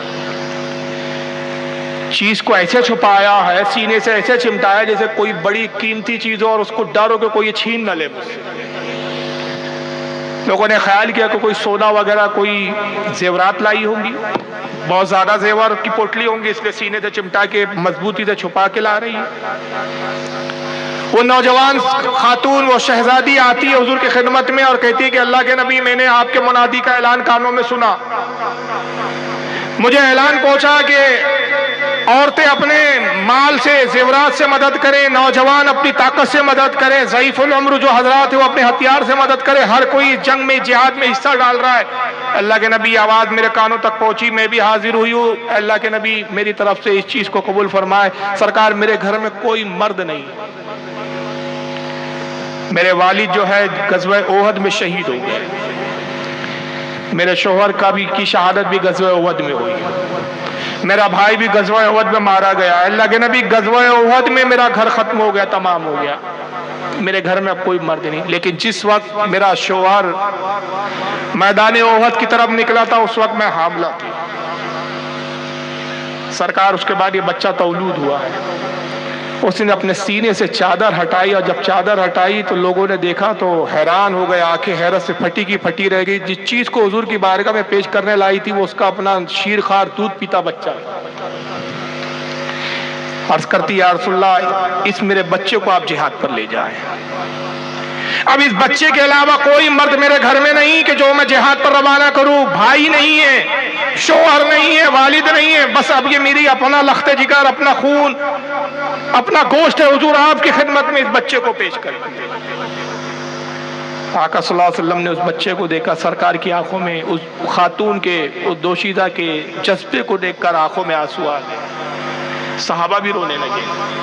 حضور نے کہا کہ اے میری شہزادی، ہے میری بیٹی، میں تمہارے جذبے کی قدر کرتا ہوں، تمہارے جذبے کو میں سلام کرتا ہوں، میں اللہ کی بارگاہ میں تمہارے لیے بہترین اجر کی دعا کرتا ہوں. لیکن اے میری بیٹی، ہے میری شہزادی، ہے میری صاحبزادی، اس بچے کو میں جنگ پر نہیں لے جا سکتا، اس لیے کہ یہ بڑا قبضین بچہ ہے، یہ دودھ پیتا بچہ ہے، شیرخوار بچہ ہے، یہ تلوار اٹھا نہیں سکتا، تیر چلا نہیں سکتا.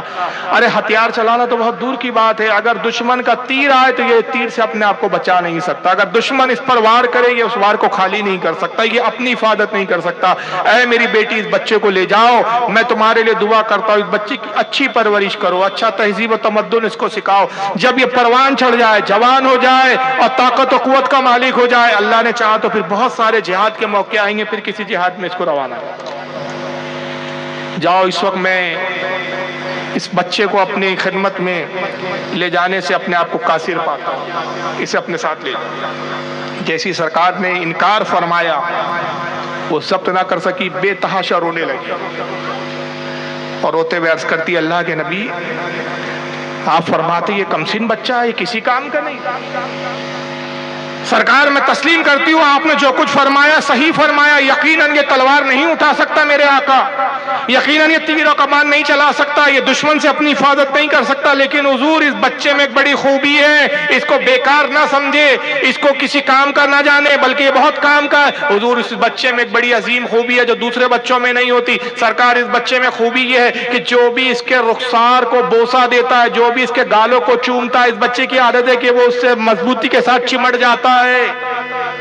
اللہ کے نبی، آپ اس کو اپنے ساتھ جہاد میں لے جائیں اور سرکار، جب دشمن چاروں طرف سے تیر برسا رہا ہو اور جب جنگ شدید ہو جائے تو آپ اس بچے کو اپنے قریب رکھنا، سرکار اس کے رخسار اور گال پہ بوسہ دینا. جب آپ اس کو بوسہ دیں گے یہ آپ کے سینے سے چمٹ جائے گا اور دشمن کا جو تیر آپ کی طرف آ رہا ہوگا یہ اپنے پیٹھ اور اپنے سینے پر لے لے گا.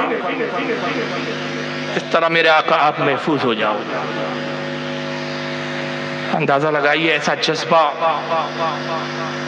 تاریخ میں کسی قوم میں پیش کیا جا سکتا ہے، دکھایا جا سکتا ہے کہ اپنے رہنما، اپنے پیغمبر، اپنے رہبر، اپنے ماں اور ملجا سے اتنی محبت ہو کہ دودھ پیتے بچے کو بھی قربان کرنے پر آمادہ ہو.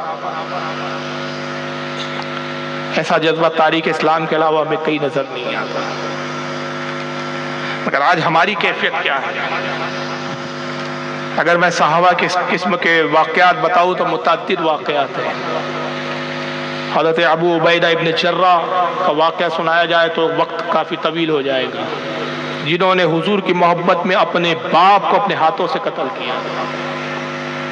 مولا علی نے اپنے ماموں کو قتل کیا تھا، فاروق اعظم نے اپنے چچا کو قتل کیا تھا، حضرت علی نے اپنے بیٹے عبد الرحمن سے جنگ کی تھی جب اس وقت کفر کی حالت میں تھا، رسول کا دشمن بن کر آیا تھا۔ صحابہ نے اپنے نبی کی خاطر نہ بیٹوں کو دیکھا، نہ باپ کو دیکھا، نہ اولاد کو دیکھا، صرف دیکھا تو یہ دیکھا کہ نبی سے محبت کا رشتہ مضبوط ہو جائے، اور اس مضبوط رشتے کو قیامت تک باقی رکھنے کے لیے جو بھی رشتہ دار ہو، عزیز و اقارب ہو، دشمن بن کر آئیں گا، ہم ہر رشتے کو محبت رسول کو قائم رکھنے کے لیے کاٹنے کے لیے تیار ہیں۔ لیکن آج ہماری حالت یہ ہے کہ ہم نبی پر جان کیا دیں گے، ہم تو نبی کی بات نہیں ماننے کے تیار ہیں۔ صحابہ کرام جب جان دینے پہ آمادہ رہتے تو باتیں کیسی مانی ہوں گی۔ عبداللہ ابن مسعود کا واقعہ میں نے پڑھا تھا، حیران ہو گیا تھا کہ یہ جمعے کے دن مسجد نبوی کے لیے کی طرف آتے، جمعے کا دن ہے، آقا خطبہ دینے کے لیے کھڑے ہو گئے، دیر ہو گئی، تاخیر ہو گئی غسل وغیرہ کرنے میں، کام سے فارغ ہونے میں، تیزی کے ساتھ آ رہے تھے کہ کہیں حضور کا خطبہ نہ چھوٹ جائے۔ جب آ رہے تھے تو ایک صحابی مسجد کے اندر کسی حاجت کے تحت کھڑے، اور خطبے کا احترام بہت ہوتا ہے، خطبے میں کھڑے ہونا، لوگوں کو پھلانا، یہ سب جائز نہیں ہے، گفتگو کرنا، بات کرنا۔ اللہ کے نبی نے فرمایا کہ جب خطیب جمعے کا خطبہ دے تو کوئی کسی کو پھلانگ کرنا ہے، جہاں جگہ ملے وہیں بیٹھ جائے، کوئی کسی سے کلام نہ کرے، کسی سے گفتگو نہ کرے۔ کسی نے اگر خطبے میں گفتگو کی، بات چیت کی، لوگوں کو پھلانگا، پھلانگ کر آگے آیا، جگہ الگ اس سے تبدیل کی، آقا فرماتے کہ جو جمعے میں خطبے میں کرتا اس نے جمعے کے ثواب کو گوا دیا، اس نے اپنے جمعے کو ضائع اور برباد کر دیا۔ جمعے کے خطبے کی بڑی اہمیت ہے۔ ایک صحابی کسی وجہ سے کھڑے ہو گئے، جب حضور نے دیکھا کہ کھڑے ہوئے تو آپ نے ان کو مخاطب کر کے کہا کہ اجلس، بیٹھ جاؤ۔ سرکار نے زور سے کہا اجلس، آواز اتنے زور سے باہر تک آئی کہ حضرت عبداللہ ابن مسعود مسجد کے باہر تھے، سڑک پر تھے، وہ آواز عبداللہ ابن مسعود کے کانوں میں پہنچی، وہ وہیں بیٹھ گئے۔ جب خطبہ ختم ہوا تو تب اٹھ کے آئے، سرکار نے خطبہ دیتے ہوئے ان کو دیکھ لیا، سڑک نظر آتی تھی ممبر سے۔ آقا نے کہا کہ عبداللہ میں نے تم سے تو نہیں کہا تھا، تم کیوں بیٹھ گئے؟ کہا یا رسول اللہ آپ کا حکم تھا، میں نے یہ نہ دیکھا کہ حکم کسے، آپ کی آواز کانوں تک پہنچی، اور اللہ کے نبی ہم آپ کے غلام ہیں، ہمارا کام تو وہ ہے کہ سمینا و اطعنا، ہم نے سنا اور اطاعت کی، ہمیں اس سے زیادہ غرض نہیں کہ آپ کے مخاطب پہنچے۔ یہ صحابہ کا عالم تھا، مگر ہمارا عالم کیا ہے؟ ہم نبی کی بات کہاں مانتے؟ شراب ہم پی رہے ہیں، جوا ہم کھیل رہے ہیں، سٹے ہم لگا رہے ہیں، لوگوں کا مال ہم ہڑپ کر لیتے ہیں۔ ہمارے نبی نے بتایا کہ کسی کا مال مت دباؤ، مگر سب سے زیادہ آج خیانت کرنے والی اگر کوئی قوم ہے تو مسلمانوں کی۔ عجیب ذہن بنا رکھا ہے، جس کا لیتے ہیں اس کا دینے کو ہی نہیں تیار۔ کسی نے کہا کہ جب مانگنے آتا ہے تو فقیروں کی طرح مانگتا ہے، بھکاریوں کی طرح مانگتا ہے، گڑگڑا کے مانگتا ہے، جس تاریخ کو بولو اس تاریخ کو آ کر مانگتا ہے۔ جب ایک بار لیتا ہے تو پھر ایسا دبا کے بیٹھتا ہے کہ جس کا مال لیا تھا وہ بیچارہ تاریخیں مانگتا ہے، اور یہ جج بن کے اس کو تاریخیں دیتا رہتا ہے۔ اعلیٰ حضرت فاضل بریلوی نے فتح رضویہ شریف میں ایک حدیث لکھی ہے کہ اگر کسی نے کسی مومن کے 3 پیسے دبائے، کتنے پیسے؟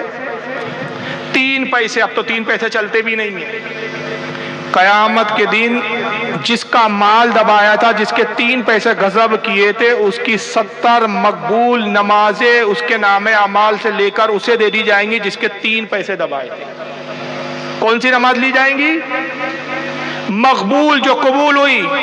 ہم نمازیں تو پڑھ رہے ہیں لیکن پتہ نہیں کون سی قبول ہو رہی ہے کون سی نہیں ہو رہی۔ جو قبول ہوئی 3 پیسوں کے بعد 70۔ اب کسی نے اگر کسی کا 1 لاکھ روپے دبا لیا تو سوچو 1 لاکھ میں کتنے پیسے ہوتے ہیں، اور 70 نمازوں سے اس کو ملٹیپلائی کرو۔ ایک صحابی نے عرض کیا اللہ کے نبی اگر کسی نے کسی کا بہت زیادہ مال دبایا اور اس کی نمازیں اگر اس کو پوری نہ پڑے، مطلب نمازیں دی جاتی رہی اب پورا خالی ہو گیا ہو اور تب بھی دین باقی رہا، تو آقا نے فرمایا کہ پھر جس کا لیا تھا اس کے گناہ اس کو دیے جائیں۔ مال دبا رہے عمروں پہ عمرے، عمروں پہ عمرے، عمروں پہ عمرے، حج پر حج، جس کا مال لیا ہے اس کا دینے کو تیار ہے۔ سب سے زیادہ آج اگر کوئی ہمارے یہاں کا نوجوان نشے کا عادی ہے تو ہماری قوم کا نوجوان ہے. عجیب عجیب نشے, وہ تو نام بھی مجھے یاد ہی نہیں یار, میں سنتا ہوں ایم ڈی کر کے بھی کوئی نشہ نکلا ہے صاحب, ایم ڈی کے نشے ہو رہے ہیں ہمارے نوجوان. شراب اور چرس سے تو بہت آگے بڑھ چکے ہیں, تباہ ہو رہے ہیں, برباد ہو رہے ہیں, لیکن نشہ چھوڑنے کے لیے تیار ہیں. شراب سے بڑھ کر نشے ہے یہ کہ ہوش و حواس گم پڑے ہیں, کسی کام کے نہیں. جبکہ نشے کی مذمت میں آقا صلی اللہ علیہ وسلم کی کتنی شدید وہی ہے, وہی آقا جن سے محبت کا دعویٰ کرتے, جن کی شفاعت کی امید رکھتے. آقا فرماتے جو شراب پینے کی حالت میں دنیا میں مر جائے, قیامت کے دن بت پوجنے والوں کے ساتھ اٹھایا جائے. آقا فرماتے کہ جس نے شراب کا ایک گھونٹ پیا 40 دن تک اس کی کوئی عبادت قبول نہیں کی جاتی, اور اگر اس درمیان میں وہ مر جائے 40 دنوں کے درمیان میں نہ ایک گھونٹ شراب پینے کے عوض میں, قیامت کے دن مشرکوں کے ساتھ اس کا حشر کیا جائے. مولا علی فرماتے کہ اگر کہیں شراب کا ایک قطرہ گر جائے, شراب کا کہ زمین پر شراب کا ایک قطرہ گر جائے, وہاں گھاس اگے, تو خدا کی قسم میں اپنے جانوروں کو وہاں نہ چراؤں. کسی جگہ شراب کا ایک قطرہ گر جائے, پھر وہاں ایک مینار تعمیر کی جائے, اور مجھ سے کوئی کہے کہ اے علی ساری دنیا کی بادشاہت ہم تجھے دینے کے لیے تیار ہے, اس مینارے پہ کھڑے ہو کر اللہ کا نام پکارو, خدا کی قسم میں دنیا کی بادشاہت کو ٹھکرا دوں, لیکن اس جگہ اللہ کا نام پکارنا گوارا نہ. ایک قطرے کا یہ عالم ہے, پیٹ میں لیٹر لیٹر بھر کی شرابیں بھری پڑی ہوئی اور گھر میں گھوم رہے پھر رہے, تو پھر برکتیں کہاں سے آئیں گی, رحمتیں کہاں سے آئیں گی. علم سے ہم کوسوں دور. کس برائی پر بولے یار, کون سی برائی ہے؟ میں سمجھتا ہوں جتنی برائیاں بنی اسرائیل نے کی نا, وہ ساری برائیاں ہم میں موجود ہیں. بس فرق یہ ہے کہ پچھلی قوموں پر عذاب اس لیے آ جاتا تھا کہ پچھلے نبیوں نے اپنی امت کی ہلاکت کی دعا کی, اور آقا نے اپنی امت کے لیے ہمیشہ ہدایت کی دعا کی. بس سرکار کی رحمت کی وجہ سے بچے ہیں, ورنہ کون سے گناہ ہم نہیں کر رہے ہیں, بدنگاہیاں ہمارے عام ہیں, علم سے ہم کوسوں دور ہیں. آج افسوس کے ساتھ میرا یہ اپنا محاسبہ میں بتا رہا ہوں, 90% ایسے لوگ ملیں گے آپ کو جن کو قرآن پڑھنا ہی نہیں آتا, نماز نہیں پڑھنا آتا, نماز کے فرائض پوچھ لو تو نہیں معلوم, وضو کے فرائض پوچھ لو تو نہیں معلوم. آپ کو 90% ایسے لوگ مل جائیں گے کہ جن سے غسل کا اگر طریقہ پوچھ لیا جائے تو غسل کرنا نہیں آتا, ناپاکی کی حالت میں زندگیاں گزار رہے ہیں. علم سے کوسوں دور. مدارسوں میں ہم اپنے بچوں کو بھیجنے کے لیے تیار نہیں, بڑی بڑی فیسیں دے کر ہم انگریزی پڑھانے کے لیے تیار ہیں, لیکن فری میں مدارسوں میں بچوں کی تعلیم کے لیے ہم بھیجنے کے لیے تیار نہیں, جہاں پر کوئی فیس نہیں مانگی جاتی, جہاں مولوی مولانا خوشامدیں کر کے محلے والوں سے اپیلیں کرتا ہے, بھائی خدا کے واسطے اپنے بچوں کو بھیجیے, دین کی تعلیم حاصل کروائیے. اور اسکول میں جا کے خوشامدیں کر کے, بھائی ایڈمیشن نہیں ہے, ارے بھائی جتنی فیس بولتی ہے اتنا بولو, فیس کے علاوہ ڈونیشن کتنا چاہیے, ہم ڈونیشن دینے کے لیے تیار ہیں, بس ہمارے بچوں کو ایڈمیشن مل جائے.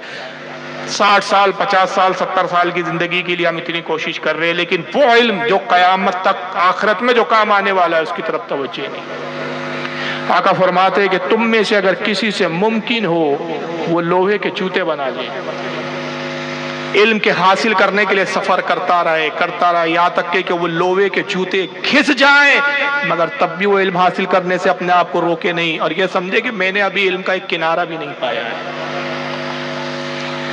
بہرحال بہت ساری باتیں, وقت کافی ہو گیا ہے, بس یہی اپیل پر میں اختتام کر رہا ہوں.